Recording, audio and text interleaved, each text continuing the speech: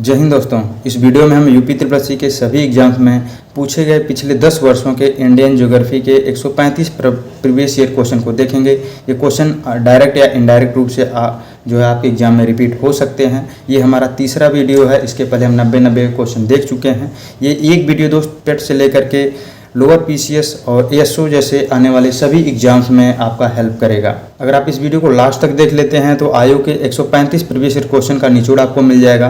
Fast revision कर पाएंगे 135 previous year question का, और कंसेप्ट क्लियरिटी होगी और एग्जाम का एग्जैक्ट ट्रेंड पता चलेगा। और आप तीनों वीडियो को देख लेते हैं तो इंडियन ज्योग्राफी के अधिकांश जो है क्वेश्चन आप कवर कर पाएंगे। और इस वीडियो में हम कौन कौन से टॉपिक को कवर करेंगे, जो 135 प्रश्न होंगे वो जलवायु और मौसम, टाइम जोन, जनसंख्या परिवर्तन और इंडियन ज्योग्राफी के विविध जो है क्वेश्चन या टॉपिक से रिलेटेड क्वेश्चन होंगे। ठीक है, तो हम चलिए स्टार्ट करते हैं। पहला क्वेश्चन,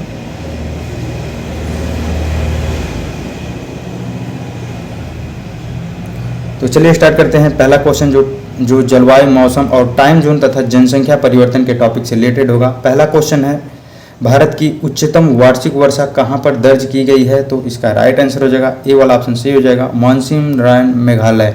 इसका राइट आंसर हो जाएगा।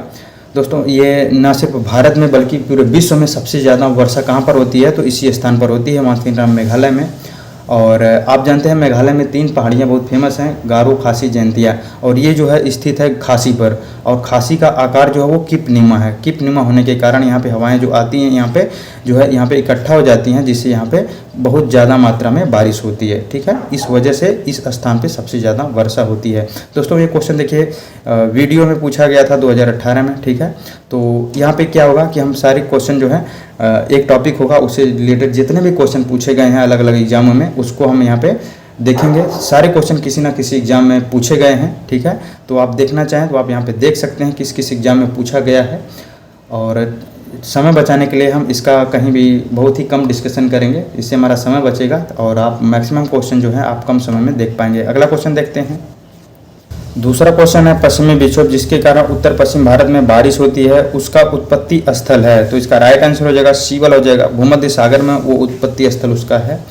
दोस्तों आप जानते हैं कि जो ठंडी के समय में हमारे उत्तर भारत में बारिश होता है, हिमालयी क्षेत्रों में वो बर्फ़ के रूप में होता है, जिसके कारण वही जो है गर्मियों के मौसम में जो नदियाँ उसी जो है बर्फ़ से पिघल कर नदियाँ बहती हैं। ठीक है, और दक्षिण भारत और जो मैदानी इलाकों में जो है बारिश होती है वो कभी कभी ओले भी पड़ते हैं। ठीक है, तो उसी बारिश वो बारिश किसके कारण होती है? वो पश्चिमी विक्षोभ के कारण होती है।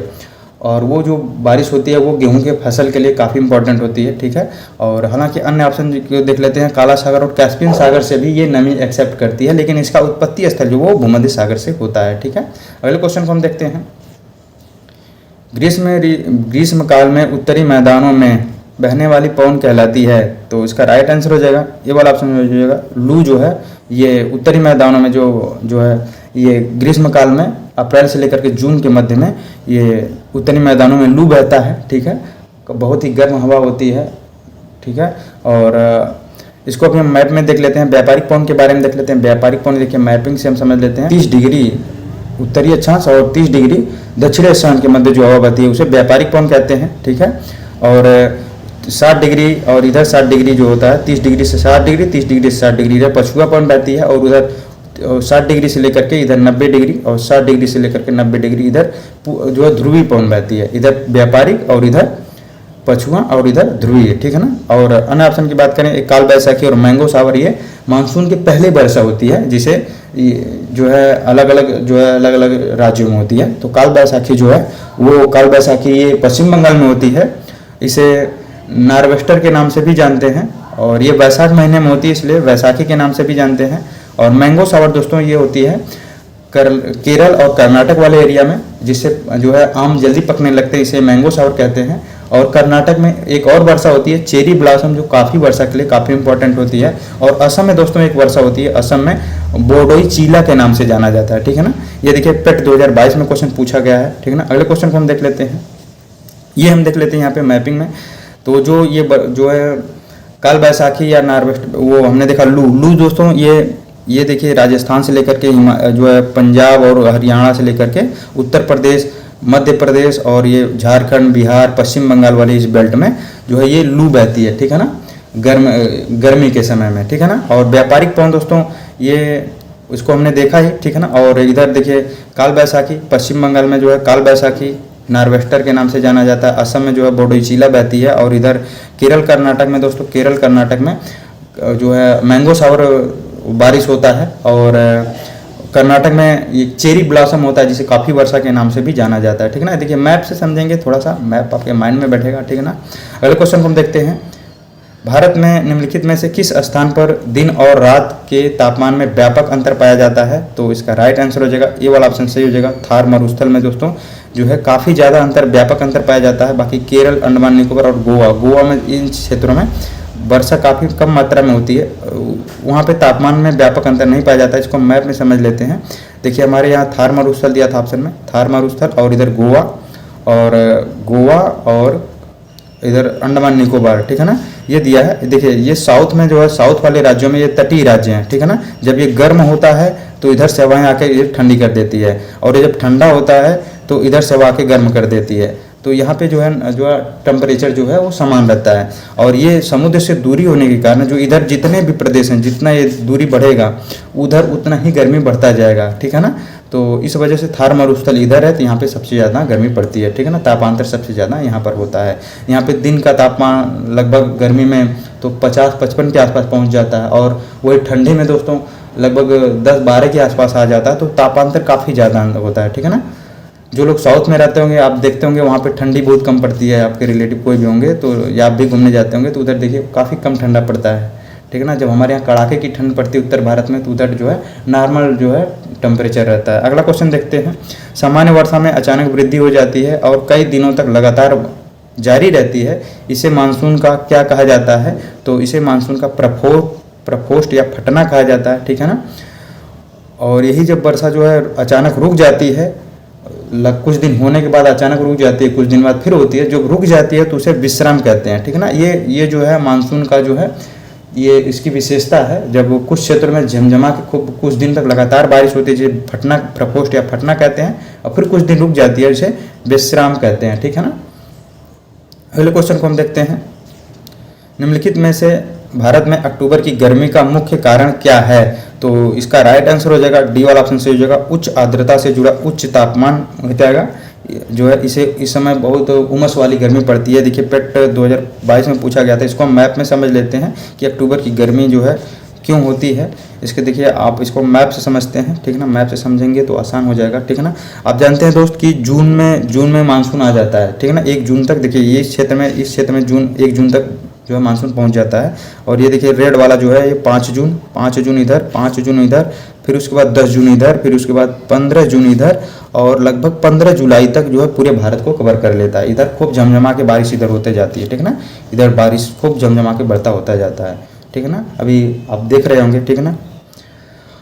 और फिर वही जो है 1 सितंबर से वापस होती है। 1 सितंबर से देखिए इधर, फिर उसके बाद जो है 1 अक्टूबर तक देखिए पूरे मध्य भारत के ये वाला रीजन कवर कर लेती है। 15 अक्टूबर तक देखिए यहाँ पे आ जाती है, ठीक है ना। ये देखिए 15 अक्टूबर, फिर उसके बाद जो है ये ग्रीन वाला लाइन इधर नवंबर तक यहाँ पे आ जाती है। तो होता क्या है कि जब ये मानसून वापस आता है, तो जब ये देखिए मानसून जब इधर से बारिश होते हुए जाती है इधर, तो इधर आर्द्रता बढ़ती जाती है। और जब ये वापस आता है तो वापस आने के पहले जो है आर्द्रता अपने पीक पे होती है, ठीक ना। आर्द्रता मतलब जो हवाओं में नमी काफ़ी ज़्यादा होती है और गर्मी रहती है, इस कारण जो है बहुत भारी उमस होती है, ठीक ना। सितंबर अक्टूबर में आप महसूस करेंगे, ठीक है ना, महसूस करते हैं यहाँ पे बहुत भारी मतलब उमस वाली गर्मी पड़ती है, इसलिए इसे अक्टूबर की गर्मी कहा जाता है, ठीक ना। और इसी जो है ये बारिश जब इधर होती है, ये मानसून जब वापस आता है, तो ये वापसी के समय ये देखिए अक्टूबर में यहाँ आया और फिर उसके बाद नवंबर में यहाँ आया। यही जो है यहाँ से जब हवाएं वापस जाती हैं इधर, तो ये बे ऑफ बंगाल से नमी को अवशोषित कर लेती हैं, जिससे इस तटीय वाले एरिया में खूब झमझमा के फिर बारिश होती है अक्टूबर नवंबर में, खास करके तमिलनाडु वाले क्षेत्र में, ठीक है ना। कोरोमंडल तट पे खूब बारिश होती है ना वापसी के समय, यही कारण है, ठीक ना। अगले क्वेश्चन को हम देखते हैं। सर्दियों के मौसम के दौरान उत्तर पूर्वी देश पर हावी रहती है, कौन सी पवन जो है देश पर हावी रहती है? वे भूमि से समुद्र की ओर बहती हैं और इसलिए देश के अधिकांश भाग के लिए यह शुष्क मौसम है। तो सर्दियों के मौसम में उत्तर पूर्वी जो है व्यापारिक पवन बहती है, ठीक ना। उत्तर पूर्वी व्यापारिक पवन बहती है, देश पर हावी रहती है। और ये जो है किधर, ये जो है भूमि से लेकर के, भूमि से समुद्र की ओर बहती है, ठीक है ना। इस वजह से ये शुष्क रहती है, ठीक है ना, इस वजह से ये शुष्क रहती है, ठीक है ना। यहाँ पे शुष्क मौसम और ठंडी रहती है। ठंडी के समय में देखिए ये व्यापारिक पवन बहती है, ठीक है ना, और उस समय मौसम शुष्क रहता है, ठीक है ना। तो उसका वजह क्या है, जो है व्यापारिक पवन है, ठीक है ना। और हमने देखा है ये काल बैसाखी ये पश्चिम बंगाल में लू जो है मध्य भारत में, और ये पश्चिमी विक्षोभ के समय जो है दक्षिण भारत में, सॉरी उत्तर भारत में ठंडी के समय में वर्षा होती है, ठीक है ना। अगला क्वेश्चन है, भारत की जलवायु को मानसूनी जलवायु कहा जाता है, ठीक ना। यहाँ पे सी वाला आंसर सी हो जाएगा। भारत की जलवायु को मानसूनी जलवायु कहा जाता है। ऐसा क्यों है दोस्त?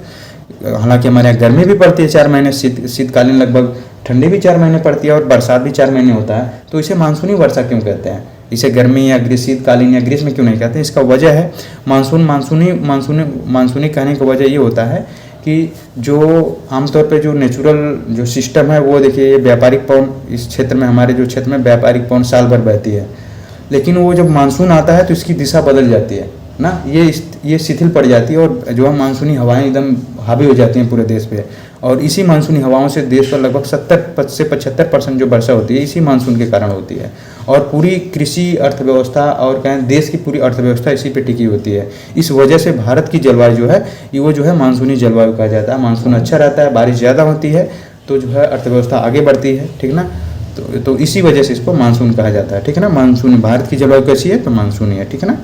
अगले क्वेश्चन को देखते हैं। निम्नलिखित में से किस कारक के कारण भारतीय उपमहाद्वीप में मध्य एशिया की तुलना में अपेक्षाकृत हल्की सर्दियां होती हैं? तो इसका राइट आंसर हो जाएगा वो हिमालय हो जाएगा। हिमालय के कारण दोस्तों आप जानते हैं कि उत्तर भारत में जो है हिमालय जो है एक दीवार की तरह जो है खड़ा है, और उधर से जो ठंडी हवाएं आती हैं ठंडी के समय, वो जो है हिमालय अब इस तरफ आने से रोक देता है, जिसके कारण जो है हमारे यहाँ कम हल्की सर्दियाँ पड़ती हैं मध्य एशिया की तुलना में। जैसे चीन और रशिया में वहाँ जमा देने वाली बर्फ़ पड़ती है, ठीक है ना, तो वो जो है रोक लेता है, जिसके कारण हमारे क्षेत्र में कम वर्षा होती है, ठीक है ना, कम ठंडी पड़ती है, ठीक है ना। इसको हम मैप से समझ लेते हैं। ये देखिए ये हिमालय है, ठीक ना, ये दीवार की तरह हिमालय खड़ा है, या 8 किलोमीटर ऊपर, 8.5 किलोमीटर, 848 मीटर है ना, 8,848 मीटर हिमालय की सबसे ऊंची चोटी, ठीक है ना। ये हिमालय जो है दीवार की तरह खड़ा है, और इधर से जो हवाएं ठंडी हवाएं आती है, बर्फ वाली हवाएं आती हैं, तो इधर आने से उसे रोक देती है, जिसके कारण जो है इधर कम वर्षा होता है, ठीक है ना।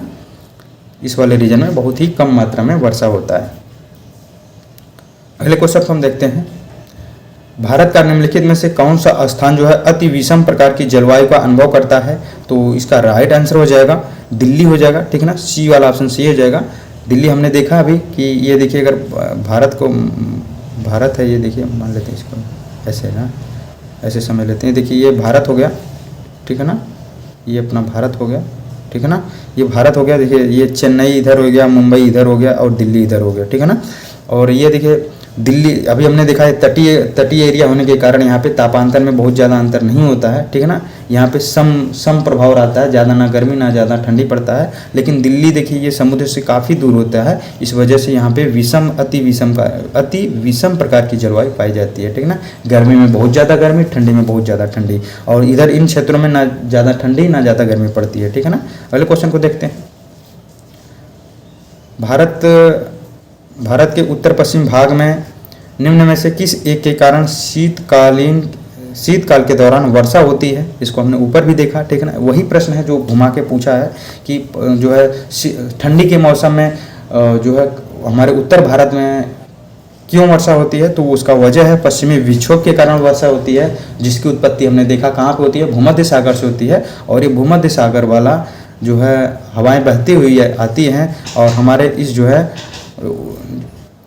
इस वाले एरिया में अच्छी खासी वर्षा होती है ना। बहुत ज़्यादा वर्षा नहीं होती है, हल्की फुल्की वर्षा होती है, लेकिन जो है वो काफ़ी लाभदायक होती है, ठीक ना। ठंडी थोड़ी सी बढ़ जाती है, लेकिन गेहूं के फसलों के लिए काफ़ी इंपॉर्टेंट होती है, ठीक है ना। अगले क्वेश्चन को देखते हैं। शीत ऋतु की शुरुआत में तमिलनाडु के तटीय क्षेत्रों में वर्षा का क्या कारण है?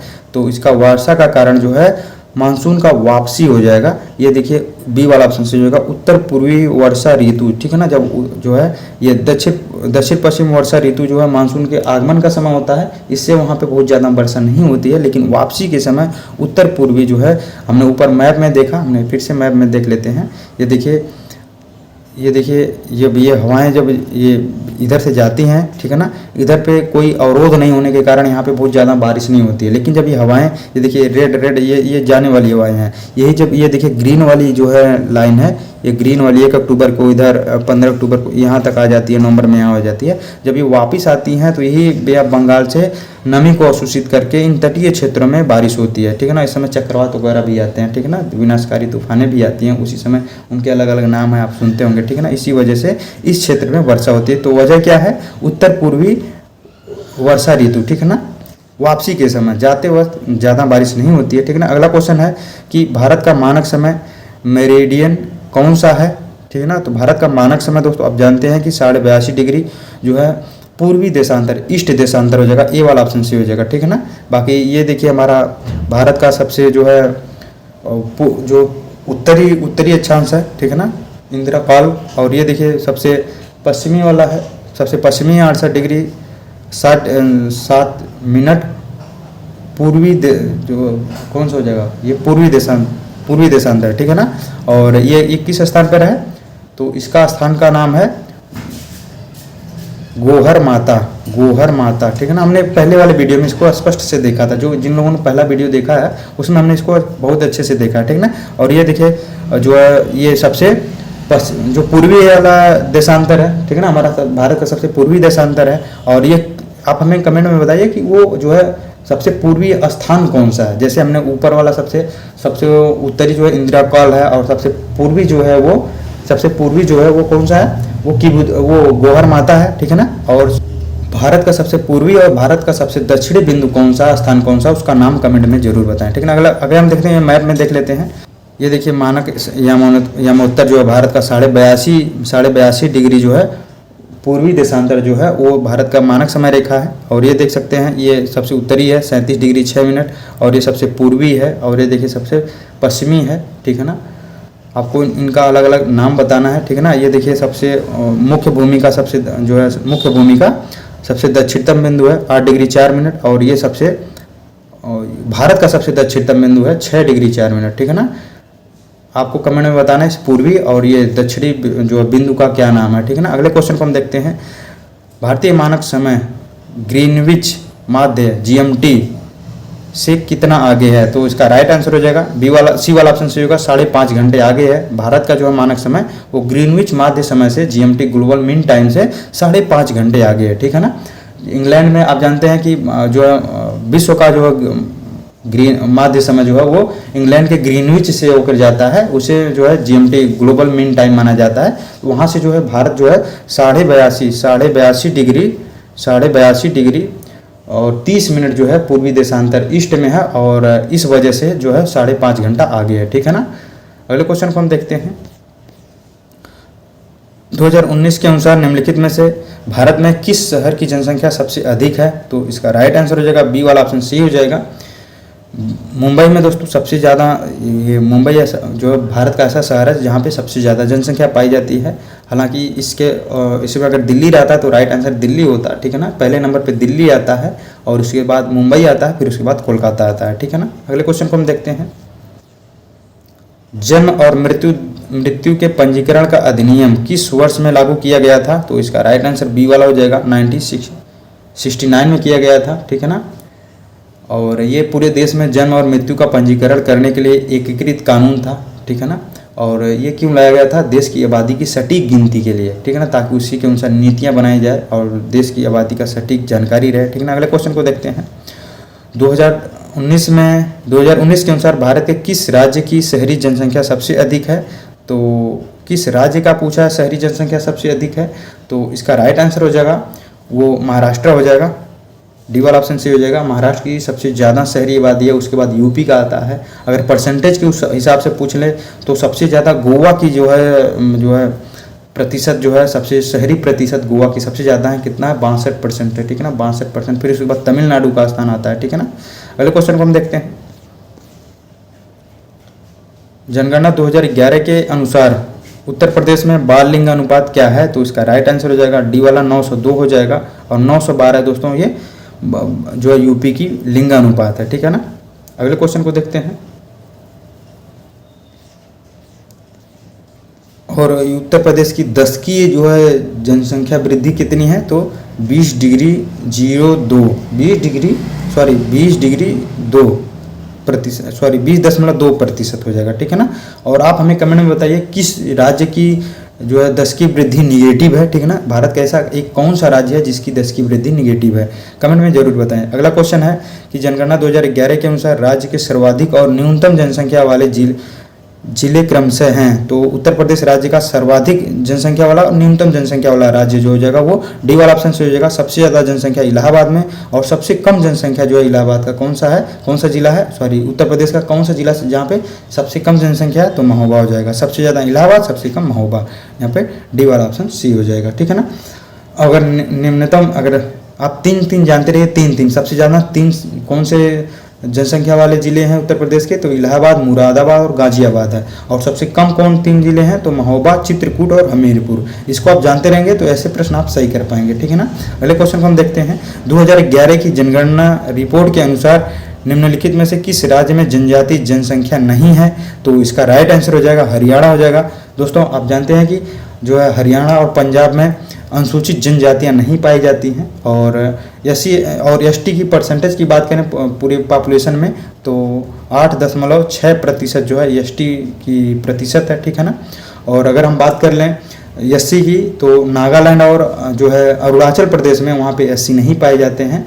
और 16 पूरी जनसंख्या में 16.6% जो है एससी लोगों का स्थान है, ठीक है ना। अगले क्वेश्चन को देखते हैं। 2011 की जनगणना रिपोर्ट के अनुसार प्रति वर्ग किलोमीटर भारत की जनसंख्या घनत्व कितनी है? तो इसका राइट आंसर हो जाएगा, घनत्व है तो 382। भारत की जनसंख्या घनत्व कितनी है? 382, ठीक है ना, वर्ग किलोमीटर हो जाएगा। और पूछ ले अगर कि सबसे ज़्यादा जनसंख्या घनत्व किस राज्य की है? तो तीन जानते रहिए, बिहार, पश्चिम बंगाल और केरल। और पूछ ले सबसे कम किसकी है? तो अरुणाचल प्रदेश, मिजोरम और सिक्किम, ठीक है ना। अगले क्वेश्चन को हम देखते हैं। 2011 जनगणना रिपोर्ट के अनुसार निम्नलिखित में से किस राज्य में जनसंख्या घनत्व तो सर्वाधिक है? तो इसका राइट आंसर हो जाएगा डी वाला। भी हमने ऊपर देखा कि जो है भारत के तीन सबसे जनसंख्या घनत्व वाले राज्य कौन से हैं? तो बिहार, पश्चिम बंगाल, फिर उसके बाद केरल, फिर उसके बाद उत्तर प्रदेश का स्थान आता है, ठीक है ना। इसको आप चौथे को भी जानते रहिए, उत्तर प्रदेश, ठीक है ना। और पूछ ले सबसे कम कहाँ है? तो अरुणाचल प्रदेश, फिर उसके बाद मिजोरम, फिर उसके बाद सिक्किम, ठीक है ना। इसको आप ध्यान में रखिए। अगले क्वेश्चन को देखते हैं। 2011 की जनगणना के अनुसार भारत के निम्नलिखित राज्यों में से सबसे अधिक जनसंख्या घनत्व वाला राज्य कौन सा है? सेम क्वेश्चन है, सबसे ज़्यादा जनसंख्या घनत्व वाला राज्य हो जाएगा डी, बिहार हो जाएगा, ठीक है ना। उसके बाद पश्चिम बंगाल, केरल, फिर उत्तर प्रदेश, ठीक है ना। अगला क्वेश्चन है, भारत में सर्वाधिक जनसंख्या वाला राज्य कौन सा है? तो बहुत ही आसान क्वेश्चन है, बी वाला, उत्तर प्रदेश जो है भारत में सर्वाधिक जनसंख्या वाला राज्य है। उसके बाद जो है महाराष्ट्र का स्थान आता है, फिर उसके बाद बिहार का स्थान आता है, ठीक है ना। अगले क्वेश्चन को देखते हैं।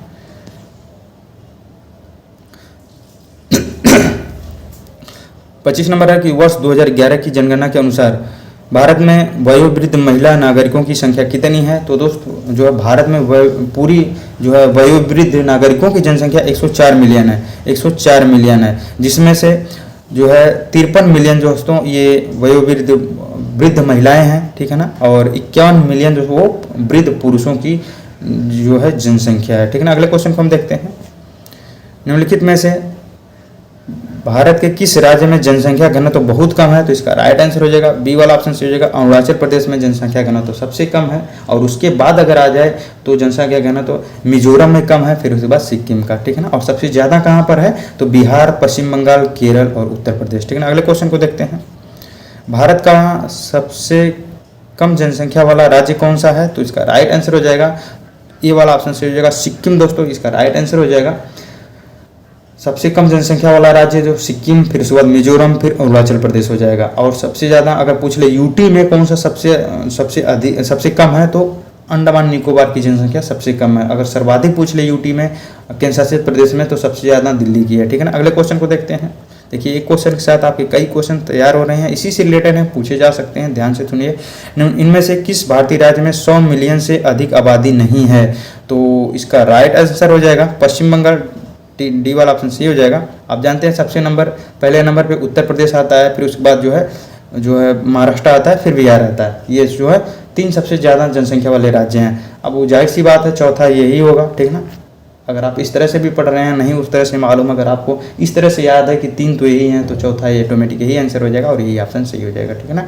अगले क्वेश्चन को देखते हैं। जनगणना 2011 के अनुसार उत्तर प्रदेश की साक्षरता दर कितनी है? तो इसका राइट आंसर हो जाएगा, तो सी वाला ऑप्शन सही हो जाएगा, ठीक है। 67.68% ये जो उत्तर प्रदेश की साक्षरता है। और इसमें पूछ लें मेल का, जो है पुरुषों का दोस्तों हो जाएगा 77.3%, और महिलाओं का पूछ ले फीमेल का तो 57.2% हो जाएगा, ठीक है ना। इसको आप ध्यान में रखिए, ठीक है ना। अगले क्वेश्चन को हम देखते हैं। नीचे दिए गए राज्यों में महिला साक्षरता दर कहाँ सबसे कम है? तो सबसे ज़्यादा साक्षरता महिलाओं की कम कहाँ पर है? तो इसका राइट आंसर हो जाएगा बी वाला हो जाएगा, बिहार में, ठीक है ना। ये कम की वजह से यहाँ पे क्वेश्चन पूछा गया है, ठीक है ना। बिहार हो जाएगा इसका राइट आंसर। और इसके अलावा अगर पूछ ले तो सबसे कम हो जाएगा बिहार, राजस्थान, झारखंड। ये 3 राज्य की साक्षरता दर काफ़ी कम है महिलाओं की। अगर पूछ ले सबसे ज़्यादा साक्षरता कहाँ पर है महिलाओं की, तो केरल, मिजोरम और गोवा हो जाएगा इसका राइट आंसर, ठीक है ना। अगले क्वेश्चन को हम देखते हैं। जनगणना 2011 के अनुसार उत्तर प्रदेश की लिंगानुपात क्या है? तो जो हो जाएगा कितना, 912। ये लिंगानुपात 912 है। बाल लिंगानुपात 902 है। देखिए जनगणना से काफ़ी क्वेश्चन पूछा गया है, तो जनगणना को आप अच्छे से पढ़ लें, ठीक है ना। ये भी देखिए जनगणना सही क्वेश्चन है। एनपीपी का क्या अभिप्राय है? इसका फुल फॉर्म पूछ रहा है, तो नेशनल पॉपुलेशन पॉलिसी, सी वाला ऑप्शन सी हो जाएगा, ठीक है ना। ये देखिए 2018 में वन रक्षक परीक्षा में पूछा गया था। अगला क्वेश्चन है, भारत की लगभग आधी जनसंख्या 5 राज्यों में रहती है, ठीक है ना। निम्नलिखित में से कौन सा एक 5 घनी जनसंख्या वाले राज्यों में नहीं है? तो इसका राइट आंसर हो जाएगा केरल, इसका राइट आंसर हो जाएगा, ठीक है ना। आप वो यहाँ पे देखेंगे तो ऐसे भी अगर थोड़ा सा लॉजिकली सोचेंगे तब भी इसका राइट आंसर लगाएंगे, क्योंकि जो है केरल का क्षेत्रफल काफ़ी कम है अन्य राज्यों के, बिहार, पश्चिम बंगाल, महाराष्ट्र, ये अपने आप में बहुत पॉपुलेटेड राज्य हैं। तो ऐसे भी आप इसको सही कर सकते हैं, लेकिन यहाँ पे उत्तर क्या हो जाएगा, सी वाला ये हो जाएगा राइट आंसर, ठीक है ना। पहले क्वेश्चन को हम देखते हैं। 2017 में दर्ज भारत में शहरीकरण की स्थिति क्या है? तो 2017 में दर्ज है, तो यहाँ पे इसका राइट आंसर हो जाएगा बी वाला, 30 से 35% हो जाएगा, ठीक है ना। अगर हम बात करें भारत का शहरीकरण 2011 की जनगणना के अनुसार, तो 31.16% है जो इसका भारत का शहरी प्रतिशत है, ठीक है ना, 2011 की जनगणना के अनुसार। अगर वर्तमान में पूछ लें तो 25-26 के लेटेस्ट डेटा के अनुसार हो जाएगा 37.6 से लेकर के 40% ये परसेंटेज जो है एरिया जो है वो शहरीकरण है, ठीक है ना। तो आप इसको ध्यान में रखिएगा, ठीक है ना। जैसे देखिए ऐसे क्वेश्चन पूछे गए हैं, तो वर्तमान में पूछा है, ठीक है ना। ये देखिए 2019 का है, तो करंट अफेयर से रिलेटेड है। तो करंट अफेयर से रिलेटेड जो हम बता रहे हैं कि वर्तमान में जो है 37 से लेकर के 40% जो है एरिया वो शहरीकरण के अंतर्गत आता है, ठीक है ना। अगले क्वेश्चन को देखते हैं। निम्नलिखित में से किस राज्य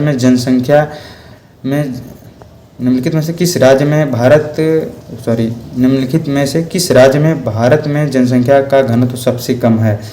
तो इसका राइट आंसर हो जाएगा डी वाला ऑप्शन हो जाएगा, अरुणाचल प्रदेश में जनसंख्या घनत्व सबसे कम है। अरुणाचल प्रदेश, मिजोरम और सिक्किम, ठीक है ना। ये क्वेश्चन रिपीटेड है, ऊपर भी पूछा गया है, ठीक है ना। अगला क्वेश्चन है, भारत की जनगणना 2011 के अनुसार उत्तर प्रदेश का प्रति वर्ग किलोमीटर जनसंख्या घनत्व क्या है? तो इसका राइट आंसर हो जाएगा सी वाला हो जाएगा, जो है 829 जो है इसका राइट आंसर हो जाएगा। उत्तर प्रदेश का जनसंख्या घनत्व 829 हो जाएगा और भारत का 382 है, आप जानते हैं, ठीक है ना। और अगर पूछ ले कि उत्तर प्रदेश में किस जिलों की जनसंख्या घनत्व सबसे अधिक है, तो जनसंख्या घनत्व जो है मैक्सिमम गाजियाबाद का है, वाराणसी का है, फिर उसके बाद लखनऊ का स्थान आता है। अगर पूछ ले सबसे कम जनसंख्या घनत्व वाले 3 राज्य कौन से हैं, तो ललितपुर, सोनभद्र और हमीरपुर, इसको आप ध्यान में रखिए, ठीक है ना। अगले क्वेश्चन को हम देखते हैं। निम्नलिखित में से कौन सा भारत का सर्वाधिक घनी आबादी वाला शहर है? तो इसका राइट आंसर हो जाएगा बी वाला ऑप्शन से हो जाएगा, हैदराबाद, इसका राइट आंसर हो जाएगा, ठीक है ना। अगले क्वेश्चन को हम देखते हैं। देखिए एक वास्तव में क्वेश्चन ये कठिन है, ठीक है ना। वैसे अनुमान लगाना थोड़ा सा कठिन हो जाता है, लेकिन आप यहाँ पे गेस जरूर करें ऐसे क्वेश्चन को, ठीक है ना। हैदराबाद मोस्ट पॉपुलेटेड है, ठीक है ना। अगले क्वेश्चन को देखते हैं। वैसे हमने इसको एक जगह और क्वेश्चन ढूंढने का प्रयास किया था, तो इसका राइट आंसर दे रहा था कहीं विजयवाड़ा दे रहा था, तो कोई कल्याण दे रहा था, लेकिन जो है इसका राइट आंसर यहाँ पे लगाएंगे कौन, बी, हैदराबाद। ठीक है ना। अगले क्वेश्चन को देखते हैं। यार काफ़ी खोजने के बाद आपको तक पहुंचता हूं, वीडियो देखे कई दिनों बाद डाला हूं, तो काफ़ी तैयार करना पड़ता है, सब कुछ कंटेंट सब कुछ अपने को ही तैयार करना पड़ता है। ठीक है ना। और सब कुछ जीरो से लेकर के लास्ट तक हम ही करते हैं। ठीक है ना। तो थोड़ा सा टाइम लग जाता है, कोशिश करेंगे वीडियो और कम समय में आए। ठीक है ना। ताकि जो है आने वाले जो है एग्ज़ाम में आपको काफ़ी फ़ायदा मिले। ठीक है ना। अगला क्वेश्चन हम देखते हैं कि भारत की अनुमानित जनसंख्या घनत्व लोग प्रति वर्ग किलोमीटर। भारत की जनसंख्या अनुमानित घनत्व 382 है। ठीक है ना। ये वाला ऑप्शन सी हो जाएगा। रिपीटेड क्वेश्चन है, वन रक्षक परीक्षा 2018 में पूछा गया है। अगला क्वेश्चन है, एक नगरीय क्षेत्र के रूप में किसी स्थान को वर्गीकृत करने के लिए न्यूनतम जनसंख्या घनत्व कितनी होती है। तो बहुत ही अच्छा क्वेश्चन है, तो इसका राइट आंसर हो जाएगा डी, 400 व्यक्ति वर्ग किलोमीटर से किसी क्षेत्र में अधिक है तो वो जो है नगरीय क्षेत्र में उसे वर्गीकृत किया जाएगा। ठीक ना। हालांकि इसका तीन किसी क्षेत्र को नगरीकृत घोषित करने का 3 जो है मानदंड है, जिसको आप जानते रहिए। ठीक है ना। पहला जो है 5000 अधिक जनसंख्या हो, 5000 से 5000। ठीक है ना। 5000 से अधिक जनसंख्या हो उस क्षेत्र में, और न्यूनतम जो है पुरुषों की जो कार्यशील जनसंख्या है वो 75% जो है न्यूनतम जो है वो गैर कृषि कार्य करती हो। ठीक है ना। कृषि के अलावा अन्य कार्यों में 75% जनसंख्या लगी हुई हो, ये भी मानदंड पूरा होना चाहिए। और उसके बाद जनसंख्या घनत्व जो है ये वाला डी वाला अपन 400 किलोमीटर वर्ग होना चाहिए। ठीक है ना। जनसंख्या घनत्व ये 3 एरिया इसका होता है। ठीक है ना। अगले क्वेश्चन देखते हैं, निम्नलिखित में से कौन सा जनसंख्या वितरण को प्रभावित करने वाला आर्थिक कारक नहीं है। तो इसका राइट आंसर हो जाएगा बी वाला हो जाएगा, पानी की उपलब्धता। ठीक है ना। और अन्य ऑप्शन शहरीकरण तो जनसंख्या को प्रभावित करता ही है, शहरीकरण जहाँ होता है जनसंख्या काफ़ी होती है। औद्योगिकरण, कहीं उद्योग खुल गए तो वहाँ भी जनसंख्या बढ़ जाती है, धीरे धीरे लोग वहाँ पे जाते हैं, काम करते हैं, धीरे धीरे अपने बीवी बच्चों को ले जाते हैं, वहाँ पे उन्हें सुविधाएं मिलती है, पढ़ाते हैं बच्चों को, वहाँ स्कूल खुलते हैं, हॉस्पिटल खुलते हैं, तो जनसंख्या बढ़ती जाती है। खनिज वाले क्षेत्रों में भी वहाँ पर लोग काम करने जाते हैं, तो उन क्षेत्रों में हॉस्पिटल, अस्पताल, खेल वाले जैसे स्टेडियम जैसी चीज़ें बढ़ने लगती हैं। और हालांकि पानी की उपलब्धता भी मायने रखती है, लेकिन उसका जो है कम में रखते हैं। हालांकि हमारे उत्तर भारत से बहुत सारे लोग जो है खाड़ी के देशों में जाते हैं, और अपने छोड़िए वहाँ पे अपने राज्यों में देख लें तो जो है कर्नाटक वाले कुछ एरियाज में, जो साउथ के कुछ ऐसे राज्य हैं जहाँ पे काफ़ी कम मात्रा में वहाँ पानी की बहुत समस्या होती है, महाराष्ट्र और कर्नाटका में। और लेकिन फिर भी लोग काम करने जाते हैं ना, तो पॉपुलेशन बढ़ाते ही हैं, तो पानी की उपलब्धता ज़्यादा मायने नहीं रखती है। ठीक ना। अगले क्वेश्चन को हम देखते हैं, किसी तरह से वहाँ पानी पहुँचाया ही जाता है। अगला टॉपिक स्टार्ट होता है भारत का भूगोल विविध टॉपिक। ठीक ना। अलग अलग मिसलेनियस क्वेश्चन आपको पूरी ज्योग्राफी के अलग अलग एरिया से क्वेश्चन देखने को यहाँ मिलेंगे। ठीक है ना। पहला क्वेश्चन है कि खादर और बांगर निम्नलिखित में से किस प्रकार की मिट्टी है। तो इसका राइट आंसर हो जाएगा बी वाला, जलोढ़ का ही एक प्रकार है। ठीक है ना। खादर और बांगर। ठीक है ना।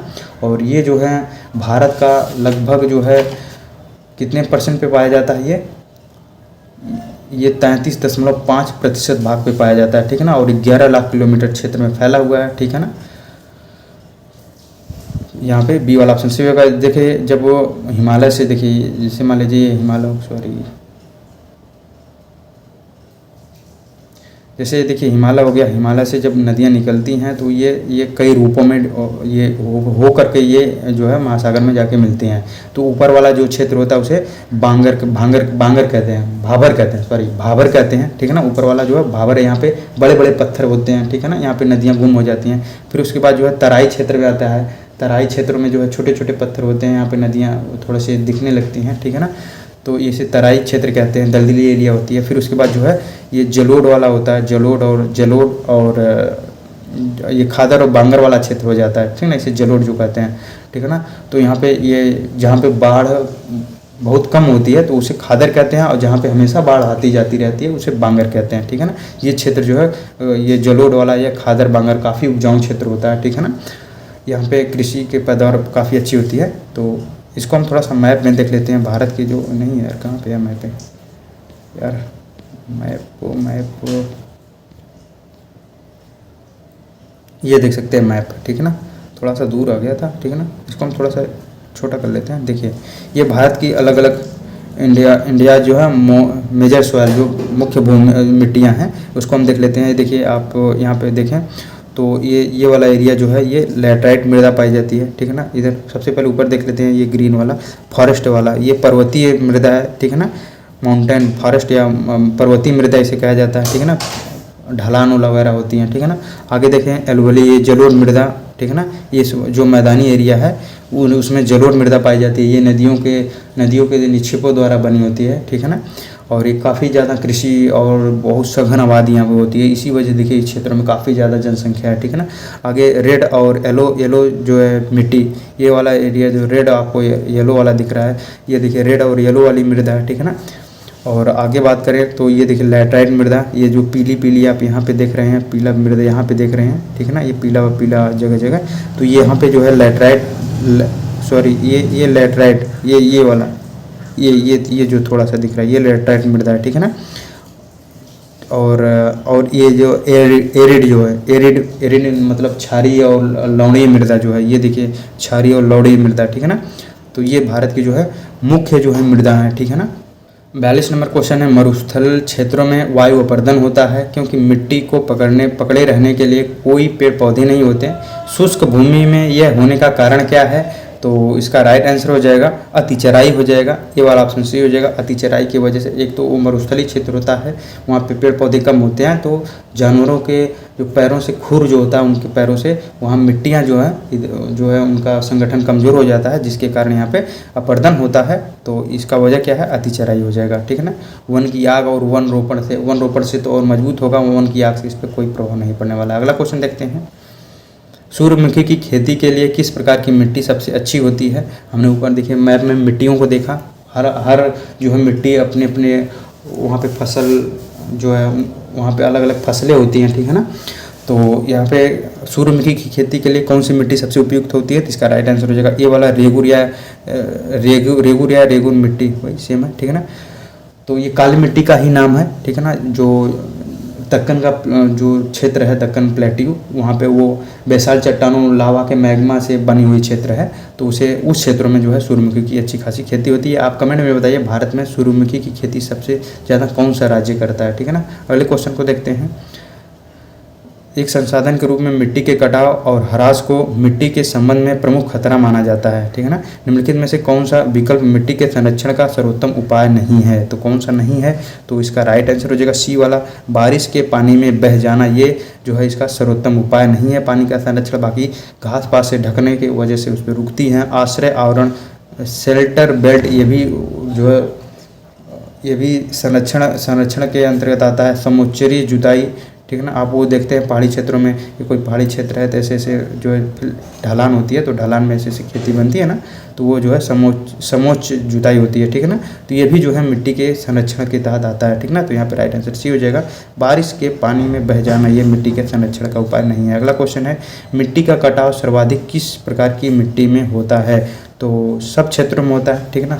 ये डी वाला राइट आंसर हो जाएगा। सबसे ज़्यादा बलुई में होता है, लेकिन जो है सबसे यहाँ पे उपयुक्त सभी आंसर राइट हो जाएगा, ठीक है ना। सभी क्षेत्रों में मिट्टी का कटाव होता है, ठीक है ना। अगले क्वेश्चन को हम देखते हैं, मिट्टी के कणों और चट्टानों की दरारों के बीच का सारा स्थान पानी से भरा होता है, इस परत की ऊपरी सीमा क्या कहलाती है? तो इसका राइट आंसर हो जाएगा सी वाला सही हो जाएगा, जल तालिका या वाटर टेबल के नाम से जाना जाता है, ठीक है ना। पानी का जो लेयर होता है, जो चट्टानों के नीचे पानी पाई जाती है, तो उसका सबसे ऊपरी लेयर को क्या कहते हैं? तो जल तालिका के नाम से जानते हैं, ठीक है ना। अगले क्वेश्चन को हम देखते हैं, मिट्टी भारत में सर्वाधिक मात्रा में पाई जाती है, तो कौन सी मिट्टी भारत में सबसे ज़्यादा पाई जाती है? तो सी वाला ऑप्शन सी हो जाएगा, जलोढ़ मृदा जो है सबसे ज़्यादा पाई जाती है, उसके बाद काली मृदा पाई जाती है, ठीक है ना। तो यही जलोढ़ मिट्टी जो है ये भारत के लगभग 33.5% क्षेत्र में पाई जाती है, 11 लाख किलोमीटर वर्ग क्षेत्र में फैला है, ठीक है ना। आगे हम देख लेते हैं, ये देखिए मैप में एक बार फिर से देख लेते हैं। ये देखिए ये जो है हमने मिट्टी को देखा, ठीक है ना। ये देख लेते हैं मैप में सारी मुख्य मृदा जो भारत की, तो ये देखिए पर्वतीय मृदा, इधर ये जलोढ़ मृदा, ये लाल मृदा, लाल या पीली मृदा, ठीक है ना। और ये जो है क्षारीय मृदा हो गई, ठीक है ना, क्षारीय मृदा। और ये जो आप किनारे पे देख रहे हैं ये लैटराइट मृदा है, ठीक है ना, ये लैटराइट मृदा है, ठीक है ना। और ये देखिए ब्लैक मृदा है, ये काली मृदा, ठीक है ना, दक्कन का प्लेट्यू वाला एरिया, ठीक है ना। अगले क्वेश्चन को हम देखते हैं, अक्षेत्रीय मृदा को और क्या कहते हैं? अक्षेत्रीय मृदा को और क्या कहते हैं? तो इसका राइट आंसर हो जाएगा उपयुक्त सभी हो जाएगा, उपयुक्त सभी, ठीक है ना। इसका राइट आंसर हो जाएगा इसे ड्रिफ्ट मृदा, एल्वेलियम मृदा या ट्रांसपोर्टेड मृदा भी कहते हैं, ठीक है ना। सबसे पहले हम समझ लेते हैं मृदा कितने टाइप की होती है। मृदा 3 टाइप की होती है, ठीक है ना। क्षेत्रीय होती है, ठीक है ना, क्षेत्रीय हो गया, इसे जोनल के नाम से जानते हैं, ठीक है ना। पहले नंबर पे जोनल आता है। जोनल में क्या होता है, क्षेत्रीय या इसे जोनल सॉइल के नाम से जानते हैं। जब एक ही जलवायु में लंबे समय से चट्टानों को टूटने फूटने से ये बनती है, ठीक है ना। जैसे लाल और लैटराइट मृदा जो है इसके अंतर्गत आते हैं।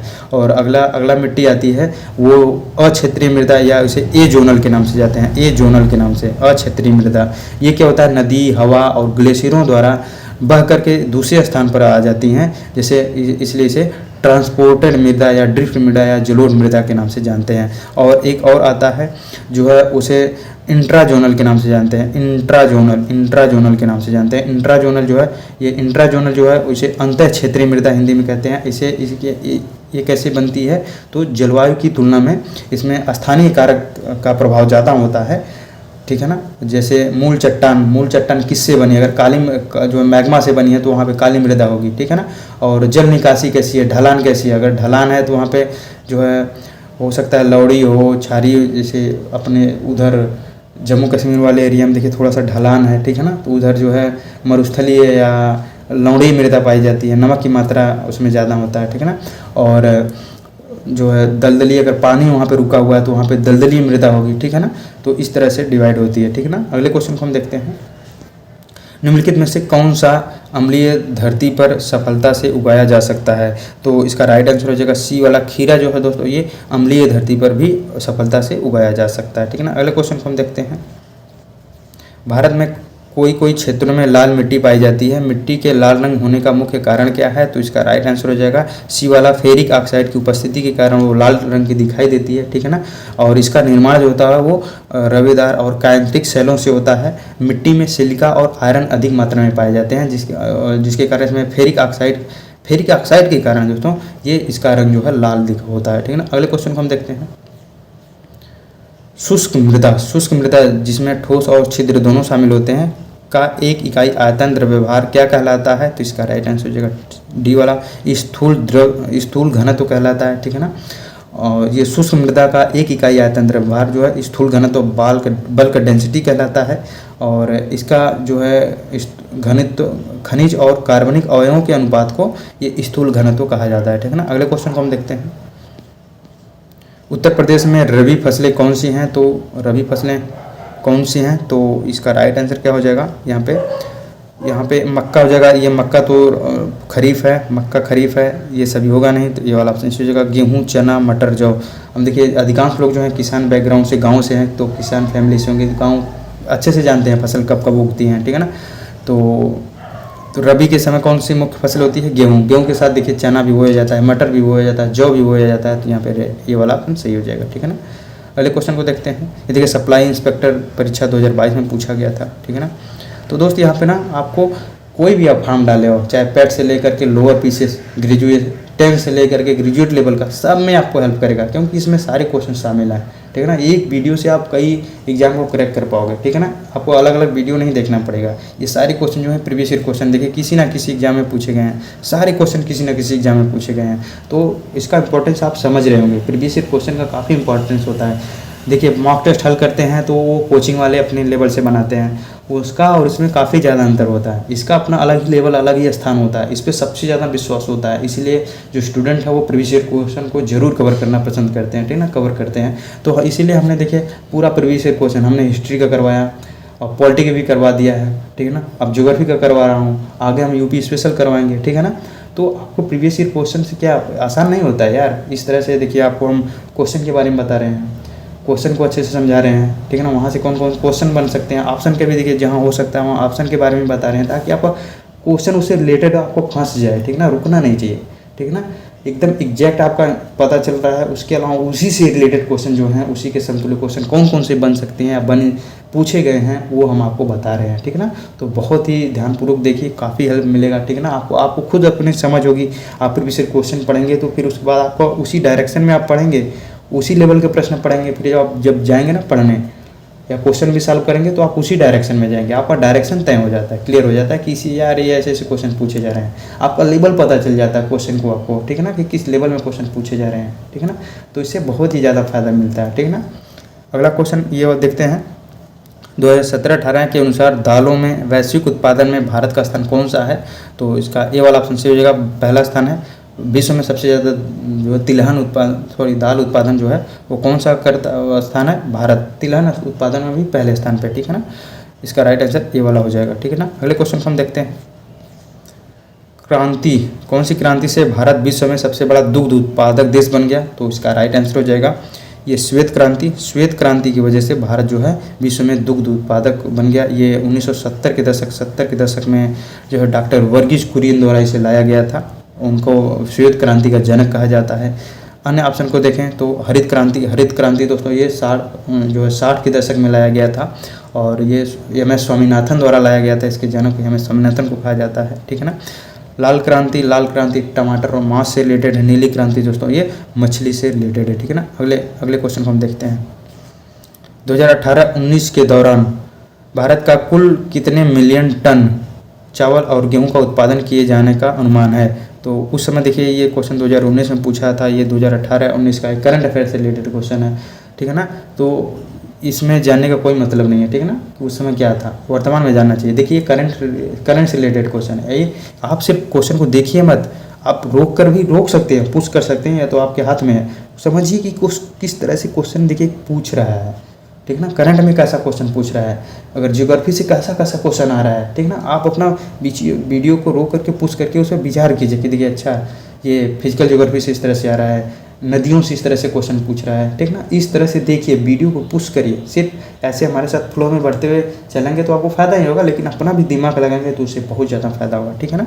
तो हम यहाँ पे लेटेस्ट डेटा के अनुसार देख लेते हैं। तो आपको लेटेस्ट डेटा क्यों पढ़ के जाना है। देखिए कि मिलियन टन खाद्यान्न कितना उत्पादन हुआ, चावल कितना उत्पादन हुआ, गेहूँ कितना उत्पादन हुआ, ये आपको मालूम होना चाहिए। अब हम लेटेस्ट डेटा के अनुसार देखें तो जो है 2025-26 में दोस्त कितना हुआ था, कुल खाद्यान्न उत्पादन का जो है 376.56 मिलियन टन जो है उत्पादन हुआ था, ठीक है ना। ये इसमें गेहूं जो है दोस्त ये 154.02 मिलियन टन है, और चावल दोस्तों ये हो जाएगा 120.66 मिलियन टन है। ये आप चाहें तो कुछ कॉपी पेन रख के लिख सकते हैं, ठीक है ना। ये डेटा थोड़ा सा आसानी से नहीं मिलता है, ठीक ना, कि वो करंट से रिलेटेड मिल जाए, ठीक है ना। तो ये देखिए पूरा खाद्यान्न उत्पादन है, ये गेहूँ ये चावल, ठीक है ना। अगले क्वेश्चन को हम देखते हैं, मौसम के दौरान रबी फसल की खेती की जाती है। किस मौसम के दौरान रबी फसल की खेती की जाती है? तो आप जानते हैं कि रबी फसल जो है कब खेती की जाती है, उसकी बुआई कब होती है रबी की? गेहूँ की बात करें तो गेहूँ कब बोई जाती है? तो अक्टूबर नवंबर में। अक्टूबर नवंबर में कैसा मौसम होता है? तो सर्दी का मौसम होता है। यहाँ पे बी वाला ऑप्शन सी हो जाएगा, ठीक है ना। तो इस तरह से आप गेस कर सकते हैं, ठीक है ना। रबी मतलब गेहूँ कब बोया जाता है, कब काटा जाता है? तो मार्च अप्रैल में काटा जाता है, ठीक है ना। पतझड़ के मौसम में इतना जानने की कोई ज़रूरत नहीं, ठीक है ना।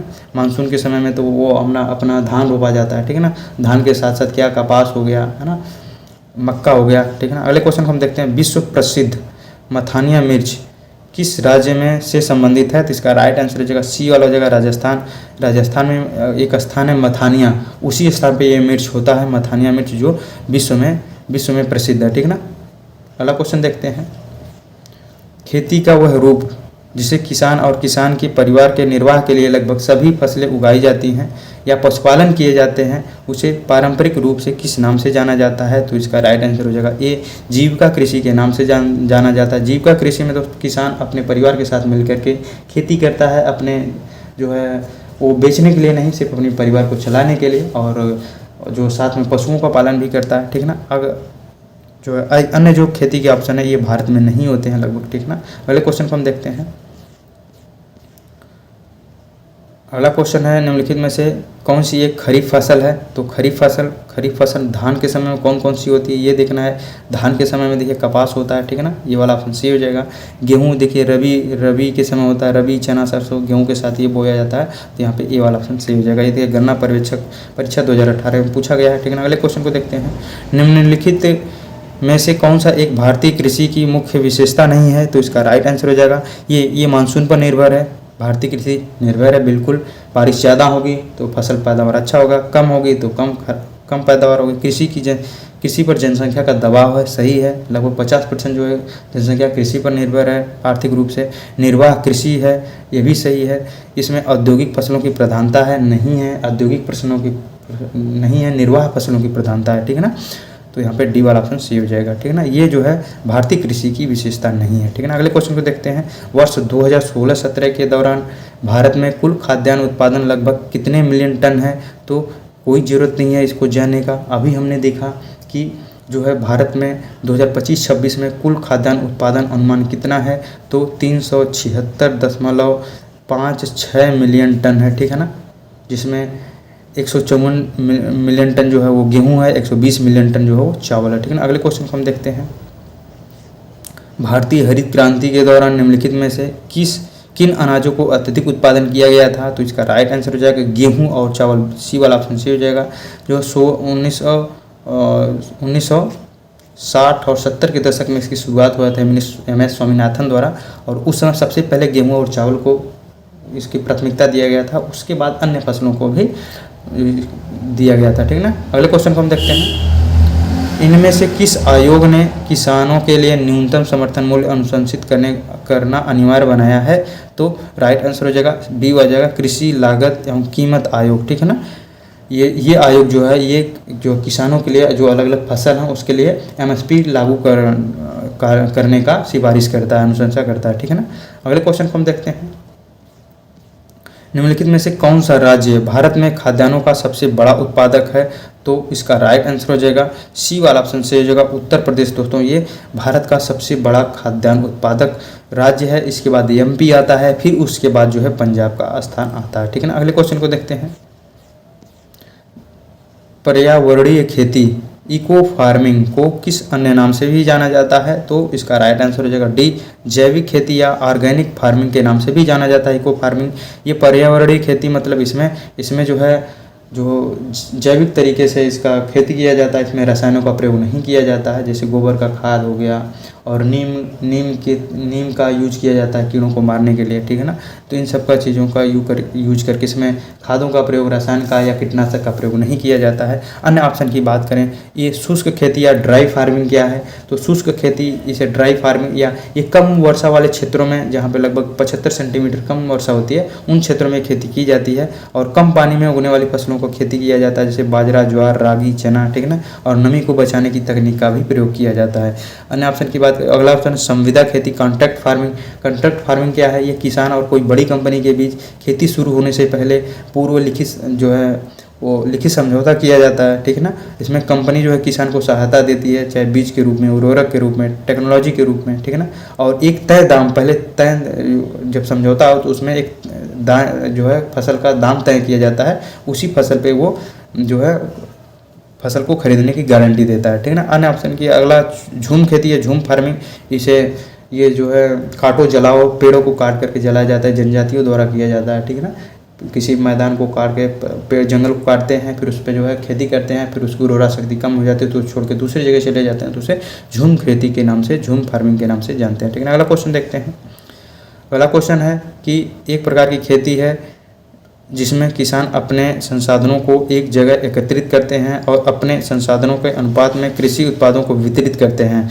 तो इसका राइट आंसर हो जाएगा डी वाला ऑप्शन हो जाएगा सहकारी खेती, कोऑपरेटिव फार्मिंग, जो ये राइट आंसर हो जाएगा, ठीक है ना।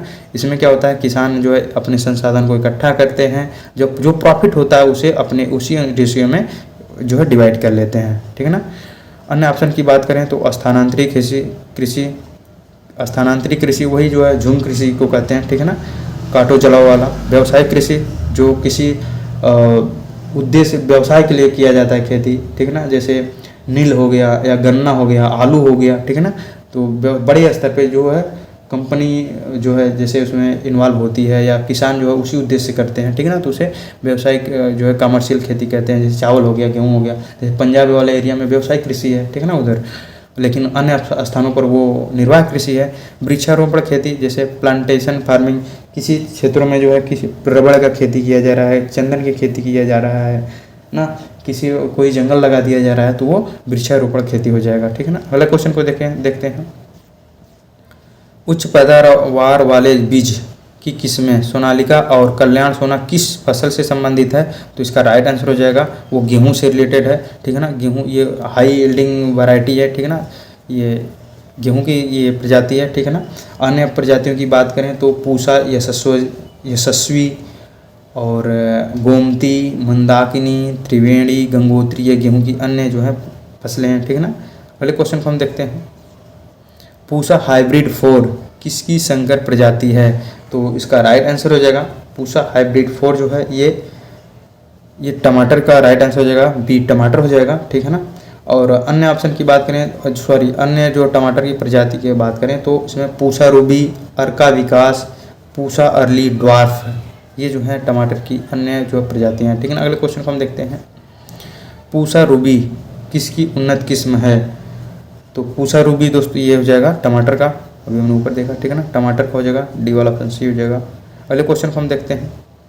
तंबाकू की प्रति हेक्टेयर बीज दर क्या है? तो 1 हेक्टेयर में तंबाकू का कितना बीज लगता है? तो इसका राइट आंसर हो जाएगा सी, 3 से 5 किलोग्राम लगता है, ठीक है ना। अगले क्वेश्चन को हम देखते हैं। निम्नलिखित में से किसको छोड़कर सब खरीफ फसलें हैं? तो इसका राइट आंसर हो जाएगा खरीफ फसल पूछ रहा है, तो गेहूं को छोड़ करके अन्य जो है मक्का, रागी, बाजरा, ये जो है खरीफ फसलें हैं, गेहूं जो है वो रबी फसल है, ठीक है ना। अगले क्वेश्चन को देखते हैं। हरित क्रांति के संदर्भ में HYV हाई यील्डिंग वैरायटी बीज क्या है जिन्हें चमत्कारी बीज के नाम से भी कहा जाता है? तो high yielding variety, high yield variety, ठीक है ना। तो उच्च उपज वाली किस्म, डी वाला ऑप्शन सही हो जाएगा। इसे जो है हरित क्रांति के समय इसे लागू किया गया था, ठीक है ना। तो इसमें जो है अधिक जल, अधिक कीटनाशक, अधिक उर्वरक की ज़रूरत होती है, ठीक है ना। 1960-70 के दशक में इसे यूज किया गया था, ठीक है ना। उसी के बाद से हमारे देश में हरित क्रांति खाद्यान्न में सफलता मिली, हम अधिशेष हुआ और हम निर्यात करने लगे, ठीक है ना। अगला क्वेश्चन है। सर्दियों में उगाई जाने वाली फसलें जिनकी वसंत में कटाई की जाती है कौन सी फसलें कहलाती हैं? अब सर्दी में देखो उगाई जाने वाली फसल कौन सी है? सर्दी में कौन सी उगाई जाती है? गेहूं वाला, ठीक है ना। गेहूं कौन सी है? वो रबी है, तो यहाँ पे ये वाला ऑप्शन सी हो जाएगा, ठीक है ना। बसंत में काटी जाती है, ठीक है ना, तो बसंत में काटी जाती है तो वो रबी हो जाएगा, ठीक है ना। अगले क्वेश्चन को हम देखते हैं। निम्नलिखित में से किस क्रांति ने तिलहनों के उत्पादन में वृद्धि उत्पन्न की? तो इसका राइट आंसर हो जाएगा पीली क्रांति, डी वाला ऑप्शन सी हो जाएगा। पीली क्रांति जो है वो तिलहन उत्पादन से रिलेटेड है, ठीक है ना। हरित क्रांति ये खाद्यान्न उत्पादन से रिलेटेड है, ठीक है ना। श्वेत क्रांति दूध उत्पादन से रिलेटेड है। स्वर्ण क्रांति दोस्तों ये बागवानी से रिलेटेड है, ठीक है ना। अगले क्वेश्चन को हम देखते हैं। स्वर्ण क्रांति भारत में निम्नलिखित में से किस कृषि क्षेत्र के विकास के लिए जिम्मेदार है? तो अभी हमने ऊपर देखा, तो बी स्वर्ण क्रांति किससे रिलेटेड है? बागवानी से। आलू उत्पादन से कोल क्रांति रिलेटेड है। पेट्रोलियम से उत्पादन से ये जो है काली क्रांति रिलेटेड है, तिलहन से पीली, ठीक है ना। ये देखिए पेट 2023 में पूछा गया था, ठीक है ना। अगले क्वेश्चन को देखते हैं। खरीफ फसलों के लिए किस तरह के मौसम की आवश्यकता होती है? तो खरीफ फसल बात करें पहले, खरीफ फसल कौन सी है? मुख्य फसल कौन सी खरीफ की? धान के लिए दोस्तों कौन सा? तो गर्म चाहिए, नम चाहिए, गर्म और नम कौन सा ऑप्शन है? तो ये वाला हो जाएगा गर्म और नम, ठीक है ना, ये वाला ऑप्शन सही हो जाएगा, ठीक है ना। अगले क्वेश्चन को देखते हैं। तो इस तरह से आप गेस करिए, ठीक है ना। चावल निम्नलिखित में से किस राज्य की एक वाणिज्यिक फसल है, ठीक है ना, कमर्शियल फसल कौन सी है? तो ये जो है पंजाब और हरियाणा के लिए दोस्तों ये चावल जो है वो कमर्शियल फसल है, वाणिज्यिक फसल है, ठीक है ना। वो बेचने के लिए पैदा करते हैं, ठीक है ना, खाने के लिए कम, बेचने के लिए अधिक, ठीक है ना। लेकिन ये केरल, उत्तर प्रदेश, उड़ीसा जैसे क्षेत्रों के लिए ये निर्वाह फसल है, ठीक है ना, जीवन यापन के लिए इसे पैदा करते हैं। हालांकि कुछ मामलों में बेचा भी जाता है, लेकिन मैक्सिमम जो है वो निर्वाह फसल माना जाता है, लेकिन पंजाब में ये कमर्शियल फसल माना जाता है, ठीक है ना। अगले क्वेश्चन को हम देखते हैं। किस फसल की खेती के लिए जल क्रांति की आवश्यकता होती है? तो इसका राइट आंसर हो जाएगा ये डी वाला ऑप्शन हो जाएगा। चावल की खेती के लिए जल क्रांति की आवश्यकता होती है। जल क्रांति क्या है? तो जल क्रांति दोस्तों इसे वाटर लॉगिंग के नाम से भी जाना जाता है, ठीक है ना। जल क्रांति को वाटर लॉगिंग के नाम से जाना जाता है। इसका मतलब होता है खेतों में पानी भरा होना, ठीक है ना। इसका ये मतलब होता है खेतों में पानी भरा, हमेशा भरा रहे, ठीक है ना। तो जैसे जब चावल की रोपाई की जाती है तो उसमें शुरुआती विकास और खरपतवार नाश के लिए उसमें जो है 5 से 10 सेंटीमीटर इसमें जो है जल की आवश्यकता होती है, वो पानी से भरा रहे, जल क्रांति रहे या वाटर लॉगिंग रहे, ठीक है ना। तो इसे इसलिए ये जल क्रांति किससे रिलेटेड है, चावल से रिलेटेड है, ठीक ना। अगले क्वेश्चन को देखते हैं। भारत में कितनी फसली ऋतुएं पाई जाती हैं, तो 3 टाइप की पाई जाती है ना। कौन कौन सी, रबी, खरीफ, जायद, ठीक है ना। ये देखिए संयुक्त चिकित्सा प्रति परीक्षा, ये देखिए मतलब हर एग्जाम का क्वेश्चन आपको मिलेगा, हर एग्जाम में ये हेल्प करने वाला है, ठीक है ना। ये देख सकते हैं भारत में बुआई के आधार पर फसलों को 3 वर्गों में डिवाइड किया गया है फसल, ठीक है ना। बुआई के आधार पर रबी, खरीफ और जायद, ठीक है ना। रबी की फसल कब बोई जाती है, अक्टूबर से नवंबर में बोई जाती है और मार्च अप्रैल में काट ली जाती है। तो रबी की फसल कौन कौन सी है, सरसों, गेहूं, आलू, चना, मटर, ये रबी की फसलें हैं। खरीफ जो है ये जून जुलाई में बोई जाती है और अक्टूबर नवंबर में काट ली जाती है। इसमें धान, मक्का, सोयाबीन, बाजरा, ये मुख्य फसलें हैं। जायद ये दोस्तों मार्च और जून में मार्च में बोई जाती है और जून तक काट ली जाती है। इसमें खरबूजा, तरबूज, मूंग ये आते हैं। और आप ऐसे अधिकांश जो स्टूडेंट हैं वो ग्रामीण पृष्ठभूमि से बिलोंग करते हैं, तो आपको सब कुछ मालूम होगा, ठीक है ना। किसान के बेटे हैं, किसान बैकग्राउंड से जुड़े हैं, तो ये ऐसे क्वेश्चन आपके लिए आसान है। ये तो शहर वालों के लिए कठिन है, हम गाँव वालों के लिए नहीं ना। अगले क्वेश्चन को देखते हैं। खेतों से मिलने वाली उपज के मामले में दुनिया भर में भारत कौन सा स्थान पर है, दूसरे नंबर पे आएगा, ठीक है ना। बी वाले स्थान पर, पहले नंबर पे शायद चीन आता है, ठीक है ना। अगले क्वेश्चन को हम देखते हैं। भारत में गेहूं की औसत पैदावार क्या है, तो इसका राइट आंसर हो जाएगा डी वाला 2000 किलोग्राम हेक्टेयर से अधिक, ठीक है ना। डी वाला ऑप्शन से हो जाएगा 2000 किलोग्राम हेक्टेयर से अधिक है गेहूं की औसत पैदावार। 1 हेक्टेयर में 2000 किलोमीटर से अधिक 2000 किलोग्राम से अधिक होता है, ठीक है ना। ये देखिए UDA LDA परीक्षा 2015 में पूछा गया था, ठीक है ना।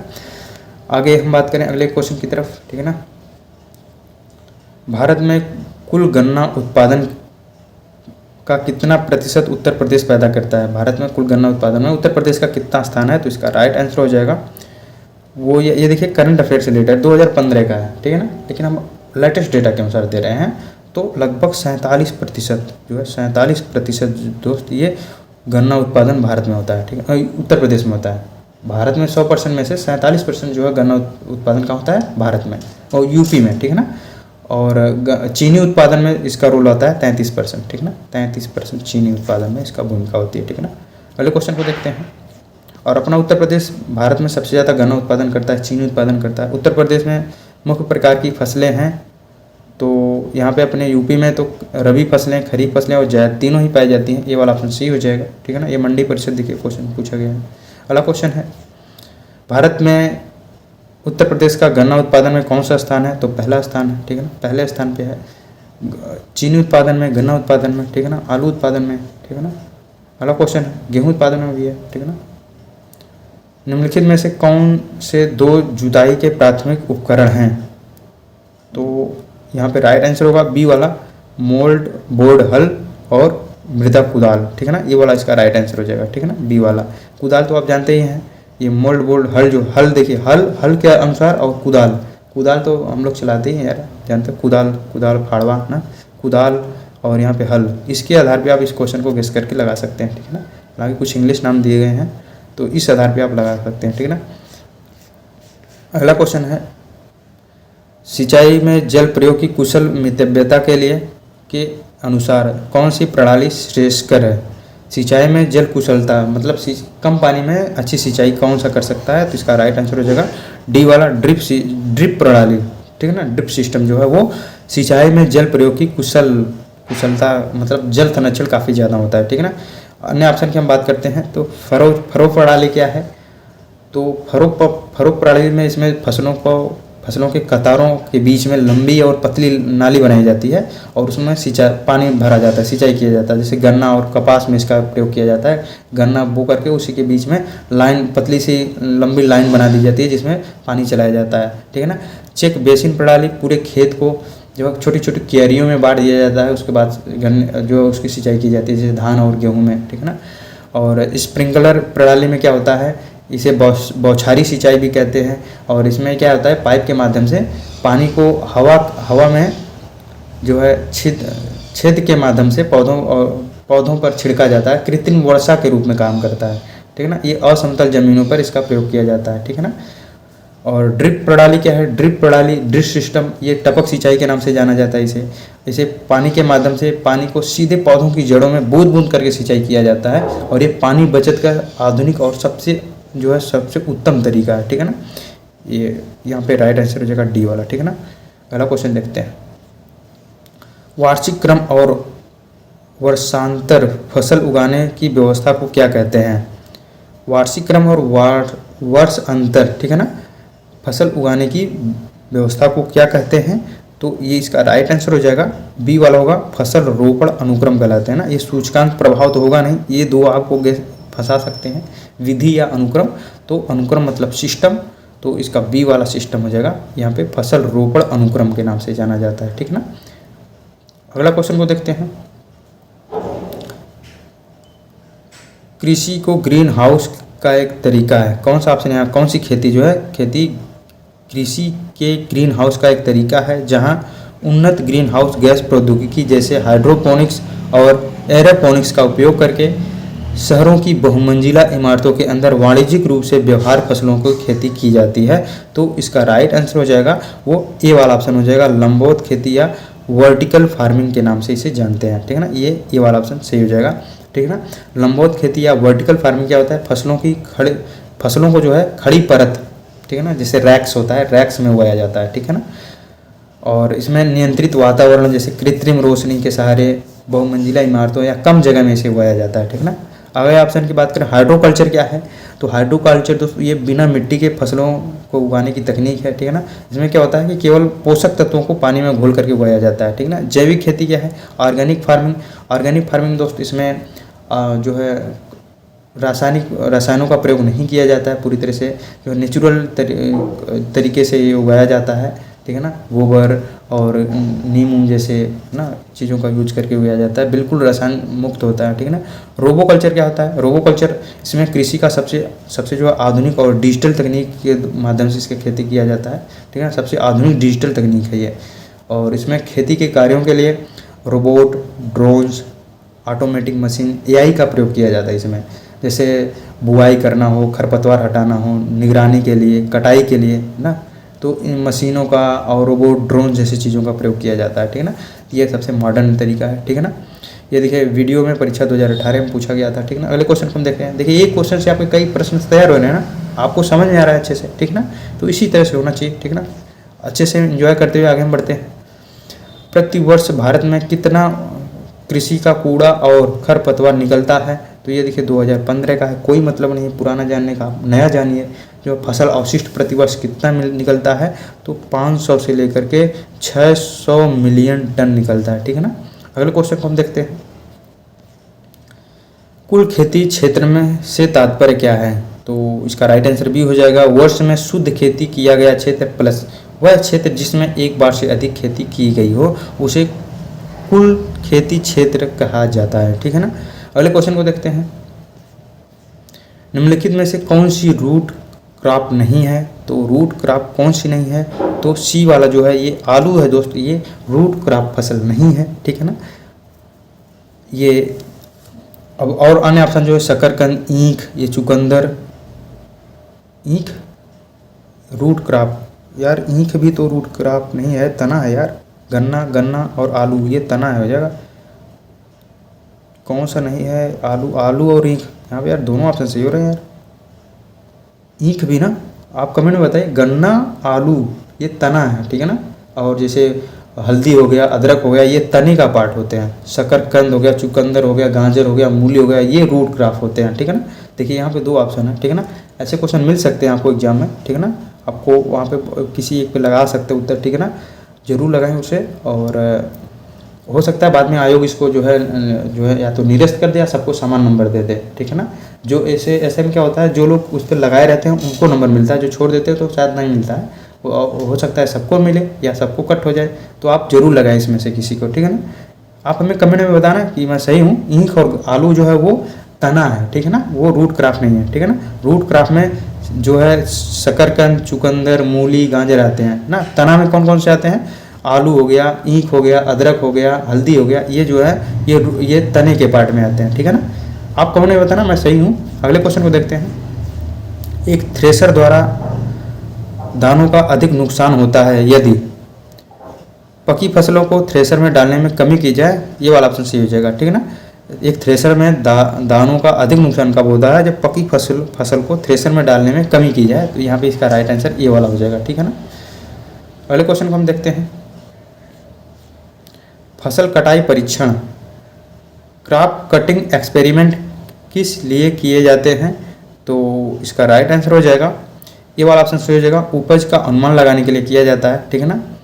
फसल कटाई परीक्षण, फसल कटने के बाद जो है उसका जो है परीक्षण किया जाता है, या खुद ग्राउंड पे जा करके या सैटेलाइट के माध्यम से, ठीक है ना, कि उपज का अनुमान लगाने के लिए कितने क्षेत्रों को हुआ है, और जो हम आता है ना कितने क्षेत्रों पे खेती हुई, अनुमान लगाया जाता है, इसमें इतना चावल हुआ होगा, इतना गेहूँ हुआ होगा, तो इन सब चीज़ों का अनुमान लगाने के लिए ऐसा किया जाता है। तो फसल कटाई परीक्षण जो है उपज का अनुमान लगाने के लिए किया जाता है, ठीक है ना। अगले क्वेश्चन को देखते हैं। भारत में रजत क्रांति सिल्वर रेवोल्यूशन किससे संबंधित है, तो रजत क्रांति दोस्तों ये अंडा और चिकन उत्पादन से रिलेटेड है, डी वाला ऑप्शन सही हो जाएगा, ठीक है ना। इसको देखिए दोस्त, हम देख लेते हैं रजत क्रांति। देखिए क्रांति से रिलेटेड बहुत सारे क्वेश्चन पूछे जा रहे हैं, इसको हम थोड़ा सा सब क्रांतियों को एक साथ देख लेते हैं, ठीक है ना। यहाँ पे हम देख सकते हैं, अच्छे से देखिए, ठीक है ना। सारी क्रांतियाँ यहाँ आपको कवर हो जाएंगी। हरित क्रांति खाद्यान्न उत्पादन से, श्वेत क्रांति जो है दुग्ध उत्पादन से, नीली क्रांति वो मछली उत्पादन से, भूरी क्रांति जो है वो उर्वरक उत्पादन से, रजत क्रांति वो अंडा उत्पादन से, पीली क्रांति तिलहन उत्पादन से, कृष्ण क्रांति बायोडीजल उत्पादन, लाल क्रांति जो टमाटर या मांस उत्पादन से, झींगा या मछली उत्पादन को गुलाबी क्रांति कहा जाता है, मसाला उत्पादन को बादामी क्रांति, और फल उत्पादन को सुनहरी क्रांति, स्वर्ण क्रांति के नाम से जाना जाता है, ठीक है ना। और अन्य क्रांतियाँ हैं उसको देख लेते हैं। ये जो अमृत क्रांति नदी जोड़ो परियोजना को कहा जाता है, धूसर या स्लेटी क्रांति जो सीमेंट उत्पादन को कहा जाता है, आलू उत्पादन को गोल क्रांति के नाम से जानते हैं, सभी क्रांतियों पर निगरानी के जो किया जाता है उसे इंद्रधनुषी क्रांति के नाम से जानते हैं, सदाचार और भ्रष्टाचारी विरोधी अभियान के लिए गंगा क्रांति कहते हैं उसे, और जैव तकनीकी को सदाबहार क्रांति के नाम से जानते हैं। देखिए एक टॉपिक पूरा कवर हो गया आपका, यहाँ से कई क्वेश्चन पूछे गए हैं, देखिए ऊपर भी मिला, आगे भी पूछे जा सकते हैं। ऑपरेशन फ्लड के जनक कौन थे, तो राइट आंसर हो जाएगा डॉक्टर वर्गीज कुरियन हो जाएगा। 1970 के दशक में इन्होंने ऑपरेशन फ्लड लाया, जिससे हमारा देश में जो है दूध बहुलता होने लगा, ठीक है ना। विश्व में सबसे ज़्यादा दूध भारत में उत्पादन होता है। और एम एस स्वामीनाथन दोस्तों ये हरित क्रांति के जनक थे, और SR रंगनाथन जो हैं ये फादर ऑफ लाइब्रेरी साइंस के इन्हें कहा जाता है, जो है ये पुस्तकालय विज्ञान के जनक हैं। नॉर्मन बोरलॉग ये हरित क्रांति के वैश्विक जनक हैं, ठीक है ना। विश्व में इन्होंने हरित क्रांति लाया था। नॉर्मन बोरलॉग मैक्सिको से रिलेटेड है, ठीक है ना। अगले क्वेश्चन को देखते हैं। धान में भूसी का प्रतिशत अनुमानतः कितना होता है, जो धान होता है उसमें चावल और भूसी अलग किया जाता है, तो उसमें 20% जो है वो भूसी होता है उसमें, ठीक है ना। तो ये वाला आप ध्यान में रखिए, चावल जो हम थ्रेसिंग करते हैं ना उसका अलग करते हैं भूसी और चावल को धान से, तो उसमें भूसी जो है वो 20% होता है और 80% चावल होता है, ठीक है ना। अगले क्वेश्चन को देखते हैं। भारत में निम्नलिखित में से किस क्षेत्र में धान की फसल को 3 मौसम पाए जाते हैं, भारत में निम्नलिखित में से किस क्षेत्र में धान के फसल की 3 मौसम पाए जाते हैं, तो ये जो है सभी इसका राइट आंसर हो जाएगा, सारे ऑप्शन सही हैं, ठीक है ना। कृष्णा गोदावरी डेल्टा, ब्रह्मपुत्र डेल्टा और तटीय केरल और तटवर्ती तमिलनाडु, इन सब सारे क्षेत्रों में जो है यहाँ पे 3 मौसम में वहाँ पे धान की खेती तीनों मौसम में किया जाता है, ठीक है ना। अगले क्वेश्चन को देखते हैं। पूसा रसराज किसकी उन्नत किस्म है, तो खरबूजा हो जाएगा पूसा रसराज, 98 का उत्तर हो जाएगा पूसा, ठीक है ना। और पूसा रसराज और अन्य खरबूजा की प्रजाति की बात करें तो पूसा सरवती, पूसा मधुरम, हरा मधु और पंजाबी सुनहरा, ये जो है ये खरबूजे की प्रजातियां हैं दोस्तों। ये पूसा हर जगह दिखाई देता है, इसका वजह क्या है, इसका नाम क्यों पड़ा पूसा, तो इसका एक इंटरेस्टिंग कारण है, ठीक है ना। मैंने इस पर खोजा तो हम सोचे आपसे भी बता देते हैं। ये दोस्तों भारतीय कृषि अनुसंधान संस्थान जो है ये नई दिल्ली में, अभी वर्तमान में नई दिल्ली में है। ये पहले जो है बिहार का समस्तीपुर जिला है, वहाँ पर एक स्थान है पूसा, वहाँ पर ये था। वहाँ पे भूकंप आया और वहाँ की इमारतें क्षय हो गई, गिर गई, इस वजह से इसे दिल्ली स्थानांतरित कर दिया गया 1905 में, ठीक है ना। और एक वजह और भी, इस वजह से उसका नाम पूसा पड़ता है। इसका एक वजह और भी दिया जाता है, इसको बनाने में जो संस्था है उसे बनाने में एक अमेरिकी नागरिक थे, हेनरी फिप्स, ठीक है ना। ये हेनरी फिप्स ये अमेरिका के थे, कहाँ के थे, USA के थे, अमेरिका के थे। तो इनके नाम से P और अमेरिका के USA मिला के पूसा हो गया, ठीक है ना। इस वजह से इसका 2 वजह है, ठीक है ना, इस वजह से पूछा करते हैं। ये कहाँ पर वर्तमान में है, ये भारतीय कृषि अनुसंधान संस्थान जो है ये नई दिल्ली में है, ठीक है ना। तो वहाँ पे ये संस्था इन सब बीजों का जो है प्रोडक्शन करती है, इस वजह से अलग अलग नाम देती है, ठीक है ना। तो ये पूसा का नामकरण इस वजह से पड़ता है, इसको आप जानते रहिए। अगला क्वेश्चन है, भारत में आमों का सबसे बड़ा उत्पादक राज्य कौन सा है? तो इसका राइट आंसर हो जाएगा, ये आम का सबसे बड़ा उत्पादक राज्य दोस्तों ये अपना उत्तर प्रदेश है। इसके बाद जो है आंध्र प्रदेश का स्थान आता है, फिर उसके बाद बिहार का स्थान आता है, फिर उसके बाद कर्नाटक का स्थान आता है, ठीक है ना। सबसे ज़्यादा आम उत्पादक जो है उत्तर प्रदेश है, ठीक है ना। अगला क्वेश्चन है, उत्तर भारत में गेहूं की फसल की हेर फेर किससे की जाती है? तो एक बार गेहूं, फिर दूसरी बार धान, सी वाला ऑप्शन सही हो जाएगा, ठीक है ना।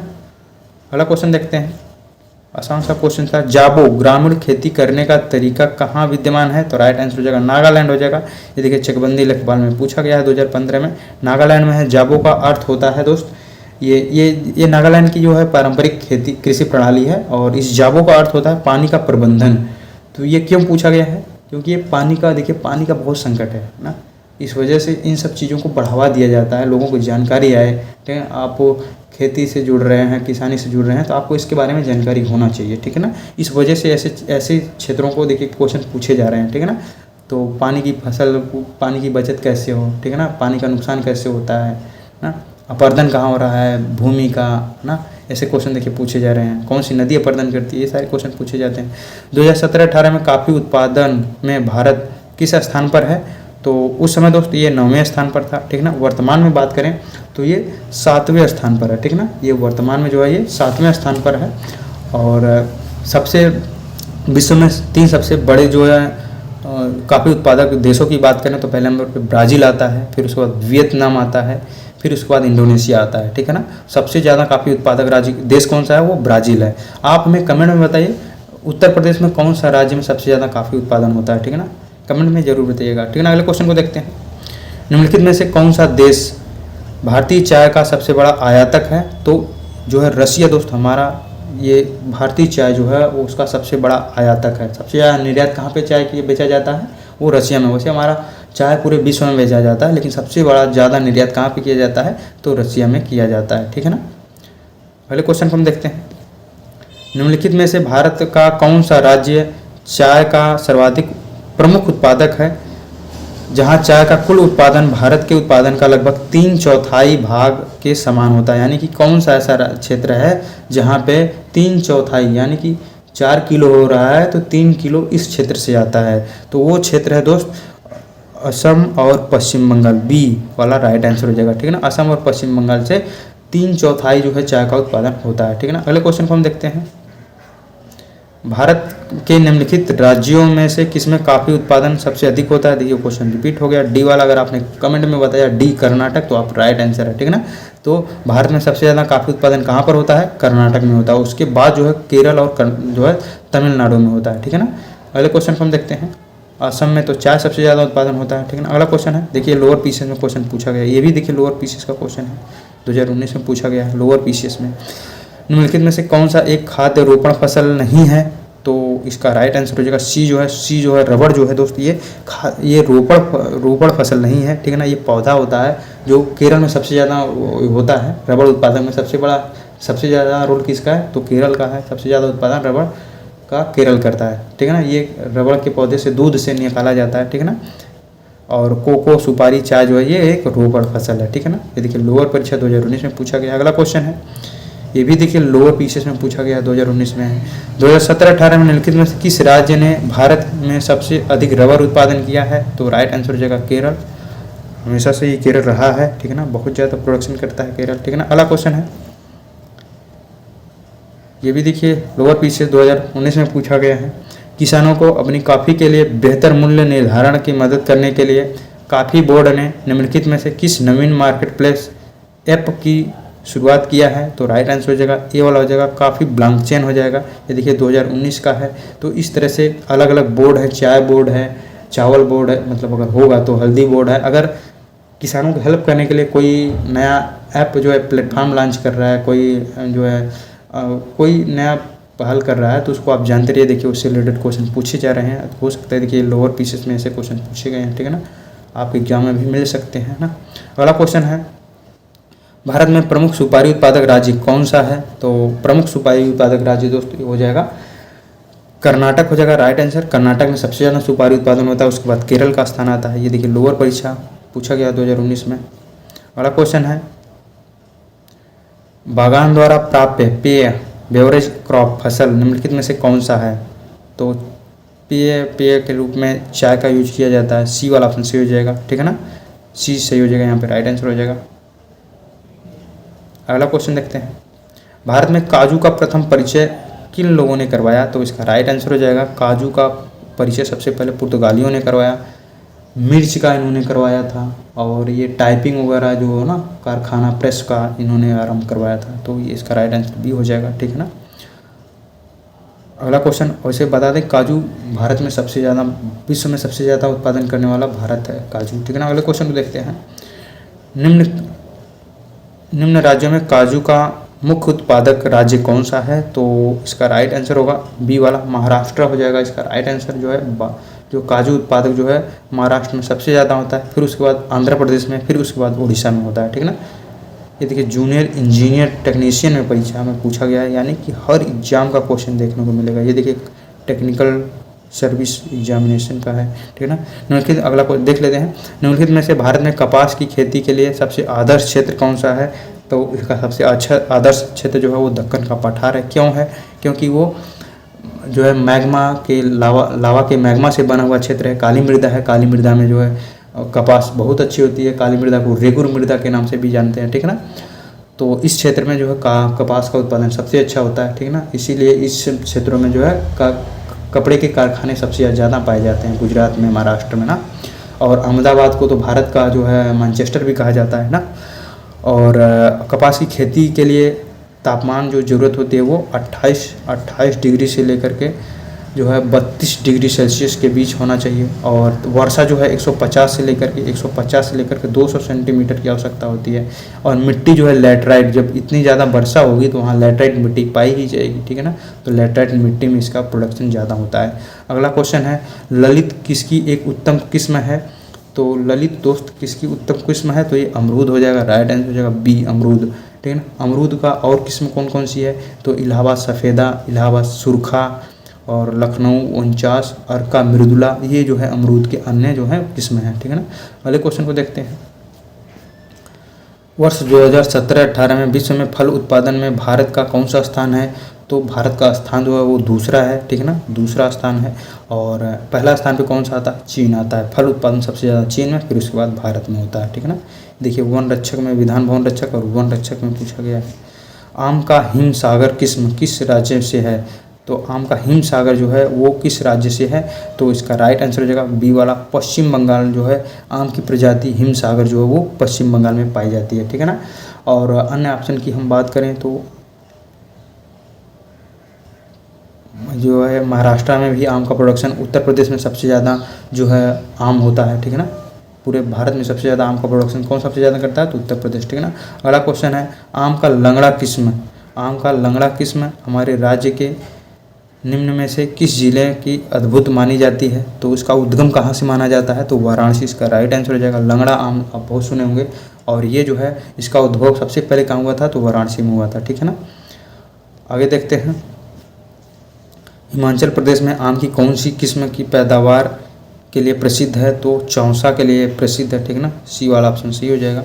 चौसा जो है आम का जो प्रजाति है वो हिमाचल प्रदेश में होती है, ठीक है ना। और अन्य ऑप्शन की बात करें तो मुलगोबा जो है, मुलगोबा दोस्तों ये तमिलनाडु में होता है, बादामी दोस्तों ये कर्नाटक में होता है, ठीक है ना। और केसर दोस्तों, ये केसर जो है वो गुजरात में होता है, ठीक है ना, गुजरात में होता है, ठीक है। लंगड़ा बनारस में हो गया, हिमसागर दोस्तों वो पश्चिम बंगाल में हो गया, ठीक है ना। अगला क्वेश्चन देखते हैं, इंडियन ऑयल कॉरपोरेशन की तेल रिफाइनरी उत्तर प्रदेश में कहाँ स्थित है?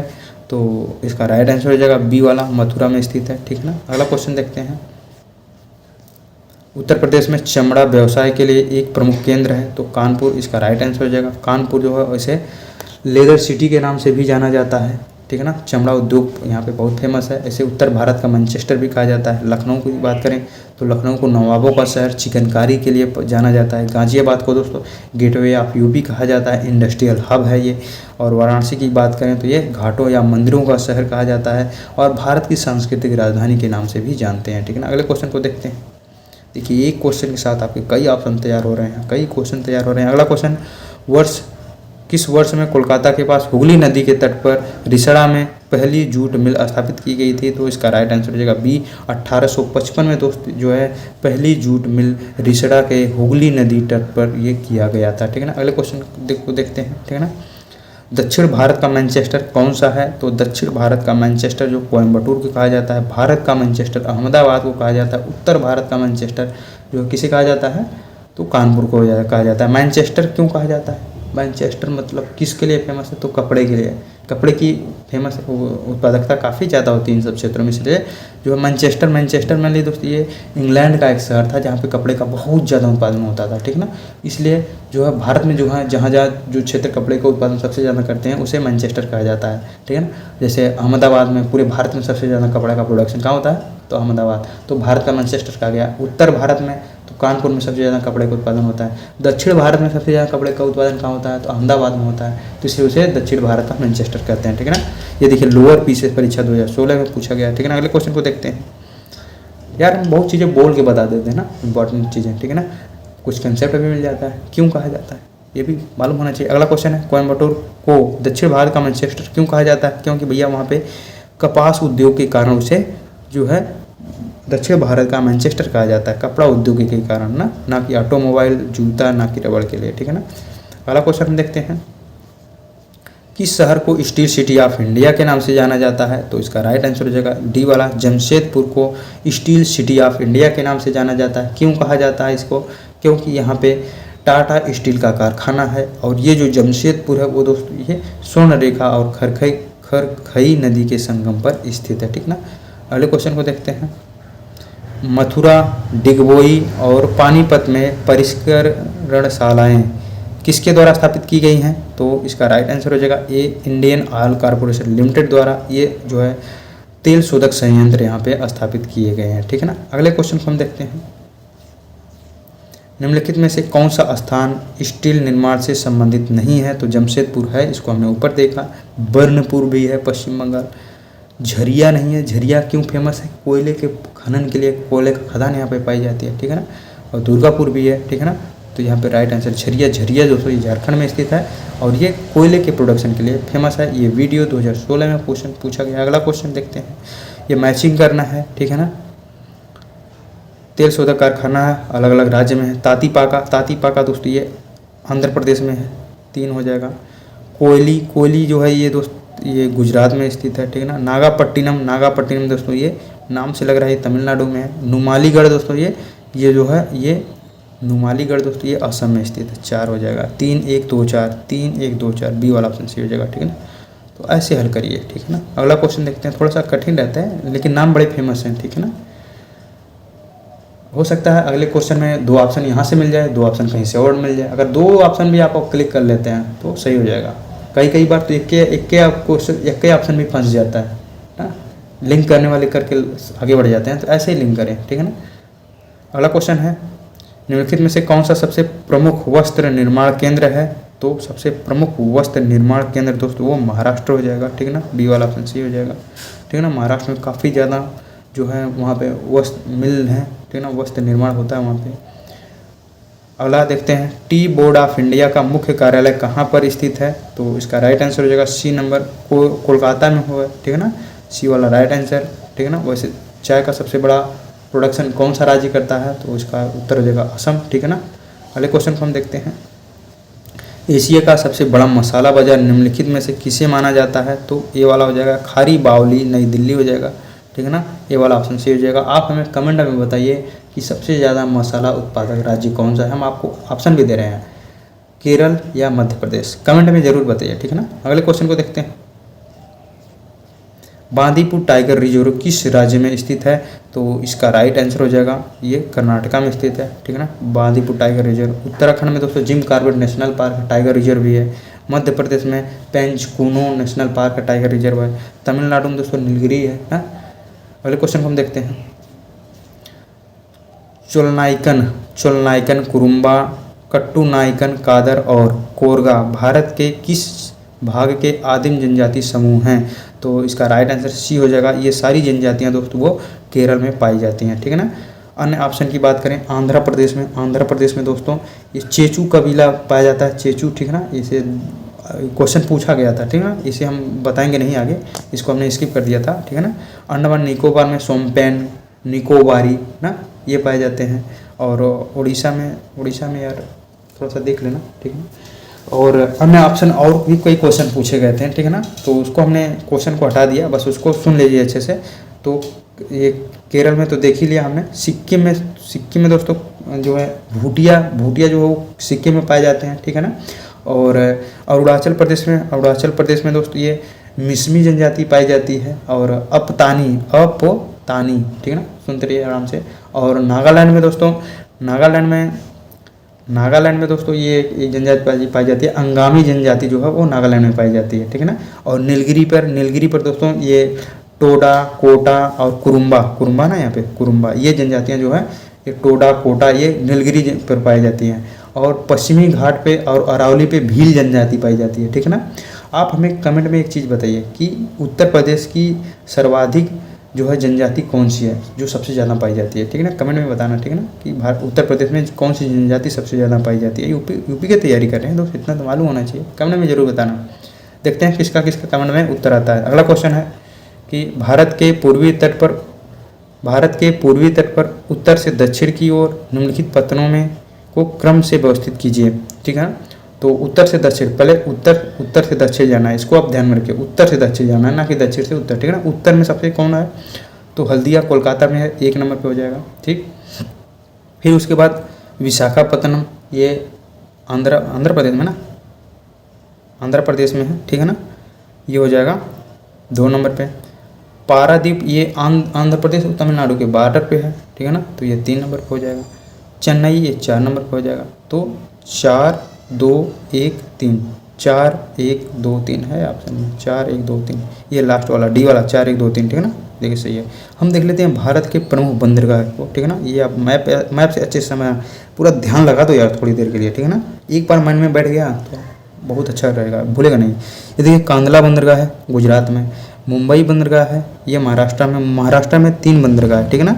ये मुंबई और नेहावा सेवा, जिसे जवाहरलाल नेहरू पोर्ट के नाम से भी जानते हैं, मरमा गाँव, ये गोवा में है, ठीक है ना, गोवा में है। और एक कर्नाटक में दोस्तों ये मंगलोर है, ठीक है ना। और एक केरल में कोच्चि है, ठीक है ना। ये भारत के 13 प्रमुख बंदरगाह हैं, इसको बढ़िया देखना, ठीक है ना, यहाँ से क्वेश्चन पूछे जाएंगे। ये तूतीकोरिन, ये तमिलनाडु में है। चेन्नई वाला चेन्नई में तो है ही है, ठीक है ना, मद्रास। और एन्नौर भी ये कहाँ पर है? तमिलनाडु में। ये विशाखापत्तनम, ये देखिए आंध्र प्रदेश में है। और देखिए ये पारादीप यार यहाँ पे यार, हाँ यार पारादीप यहाँ हमने बताया था कहाँ पे, ये पुलिकट यार याद आ गया, ठीक है ना। ये पारादीप दोस्तों ये उड़ीसा में, ठीक है ना, ध्यान रखना, ये पारादीप है। और ये कोलकाता ये जो है पश्चिम बंगाल में है। और एक पोर्ट ब्लेयर दोस्तों, ये कहाँ पे है? अंडमान निकोबार में। ये 13 बार जो है भारत के मुख्य जो हैं बंदरगाह हैं, ठीक है ना। कैसे यार हमने गलत बताया, लेकिन वहाँ पे कैसे लिंक हो गया था, हो सकता है मिल गया होगा, ठीक है ना। लेकिन आप ध्यान में रखिए कौन कौन सा पूछा गया था। ये हल्दिया पूछा गया था, पारादीप पूछा गया था, और एक विशाखापत्तनम पूछा था, और एक चेन्नई पूछा था। तो इसका आर्डर है ये, देखो ऐसे आर्डर में पूछा जा सकता है, ठीक है ना। और भारत का सबसे बड़ा बंदरगाह कौन सा है? तो ये मुंबई है, ठीक है ना, मुंबई वाला। और सबसे बिजी जो है वो कांदला है, ठीक है ना। और ये जो है ये जो है प्राकृतिक बंदरगाह है, और इधर जो है वो कृत्रिम बंदरगाह है, ठीक है ना। ये तो प्राकृतिक हो जाएगा, ये कृत्रिम बंदरगाह है, ठीक है ना, इसको आप ध्यान में रखिए, ठीक है। अगले क्वेश्चन को हम देखते हैं। उत्तर प्रदेश का दुधवा राष्ट्रीय उद्यान, दुधवा नेशनल पार्क निम्नलिखित में से किस जिले में है? तो लखीमपुर खीरी, इसका राइट आंसर हो जाएगा बी वाला, ठीक है ना। और ये दुधवा राष्ट्रीय उद्यान ये जो है बाघ और बारहसिंघा के लिए प्रसिद्ध है, ठीक है ना। अगले क्वेश्चन को हम देखते हैं। अगला क्वेश्चन है, उत्तर प्रदेश के शाहजहांपुर जिले में कौन सा थर्मल पावर प्लांट स्थित है? तो राइट आंसर हो जाएगा ए वाला हो जाएगा, रोसा थर्मल पावर प्लांट, ठीक है ना। और ये रिलायंस पावर का कोयला आधारित संयंत्र है, ठीक है ना। और देखिए अभी जो लेटेस्ट 2026 में लेखपाल का हुआ, जो आपने गलत करके या सही करके आया होगा, ठीक है ना, या नहीं आ रहा था, ठीक है ना। तो ये देखिए 2026 में लेखपाल में पूछा गया था, ठीक है ना। अगले क्वेश्चन को देखते हैं। ये हमने ऊपर भी जो क्वेश्चन 2-3 क्वेश्चन देखा, कई क्वेश्चन हमने लेखपाल से भी इसमें ऐड किया है, ठीक है ना। तो इस तरह से दोस्त हमने 135 क्वेश्चन को कवर कर लिया, ठीक है ना। आप हमारे सफ़र तक आए हो, देखिए इस वीडियो को आपने यहाँ तक देखा तो क्या क्या मिलेगा आपको। आयोग के 135 प्रीवियस क्वेश्चन को आपने बड़े आराम से देख लिया, ठीक है ना। पूरा प्रश्नों का निचोड़ देखा, ठीक है ना। हमने सारे प्रश्न के बारे में देखे, उसका एक अच्छे से एक्सप्लेनेशन देखा, ऑप्शन में जो भी हो संभव हो सका उसका भी हमने एक्सप्लेनेशन करके आपको बताया, ये चीज़ें आपको मिली। और आपने समय लगा, थोड़ा सा समय तो लगेगा ही, ठीक है ना। तो डीप में थोड़ा गए हैं तो 135 प्रीवियस क्वेश्चन का रिवीजन किया। अगर आप इतना खुद से पढ़ते तो शायद नहीं होता, इतना इन्फॉर्मेशन नहीं मिलता। और यहाँ पे बहुत सारी क्वेश्चन, नई चीज़ें, नई जानकारियाँ मिली होंगी, ठीक है ना। एग्जाम का देखिए ट्रेंड यही है, ठीक है ना। इसी ट्रेंड में क्वेश्चन का लेवल, कुछ क्वेश्चन जरूर टफ थे, बाकी अन्य क्वेश्चन जो है वो लो से मीडियम में रखेंगे, ठीक है ना। कुछ क्वेश्चन हाई थे लेकिन बाकी जो क्वेश्चन तो जो है ईजी टू मॉडरेट थे, ठीक है ना। तो इसका ट्रेंड आप समझिए, इसी दिशा में अपनी तैयारी रखिए, ठीक है ना। ऐसे ही क्वेश्चन आएंगे, थोड़े से कठिन आएंगे लेकिन इसी तरह के क्वेश्चन रहेंगे। तो दोस्त हमने, अगर आपने ये तीसरा वीडियो है, हमने 3 वीडियो में इंडियन ज्योग्राफी के सारे क्वेश्चन हमने कवर कर लिए, ठीक है ना। 135 प्रश्न हो गए टोटल नहीं यार, 300 समझ लो कि 320 उसके पास पहुँचेगा, ठीक है ना। तो इंडियन ज्योग्राफी के यहाँ से अगर तीनों वीडियो को आपने कवर किया है तो इंडियन ज्योग्राफी के लगभग आप अधिकांश क्वेश्चन कर ले जाओगे। फिर भी दोस्त मैं कहूँगा कि सिर्फ मेरे वीडियो पर डिपेंड मत रहिए, आप अपने से भी तैयारी करिए। बहुत सारे क्वेश्चन आपके सिलेबस से बनेंगे, ठीक है ना। यहाँ से लगभग 60, 70, 80% तक, 80-90 तक पहुँचेंगे, लेकिन हो सकता है कि 100% भी फंस जाएँ। लेकिन कुछ क्वेश्चन यहाँ से बाहर भी आ सकते हैं, आएंगे, ठीक है ना। तो आप अपना जब सिलेबस कवर करेंगे, ठीक है ना, उसका मल्टीपल रिवीजन लगाएंगे तो आपको क्वेश्चन हो जाएगा। प्रीवियस क्वेश्चन को फिर से आप खुद से भी पढ़िए, ठीक है ना। अलग अलग प्लेटफॉर्म है, टेक्स्ट बुक है, RW है, जो भी आप फॉलो करते हो उसको फॉलो करिए, वहाँ से भी लगाइए, ठीक है ना। मॉक टेस्ट दीजिए, ठीक है ना। कंटिन्यूटी बना के डेली पढ़ाई करते रहिए, सफलता जरूर मिलेगी, ठीक है ना। मिलते हैं अगले वीडियो में। थैंक यू, जय हिंद।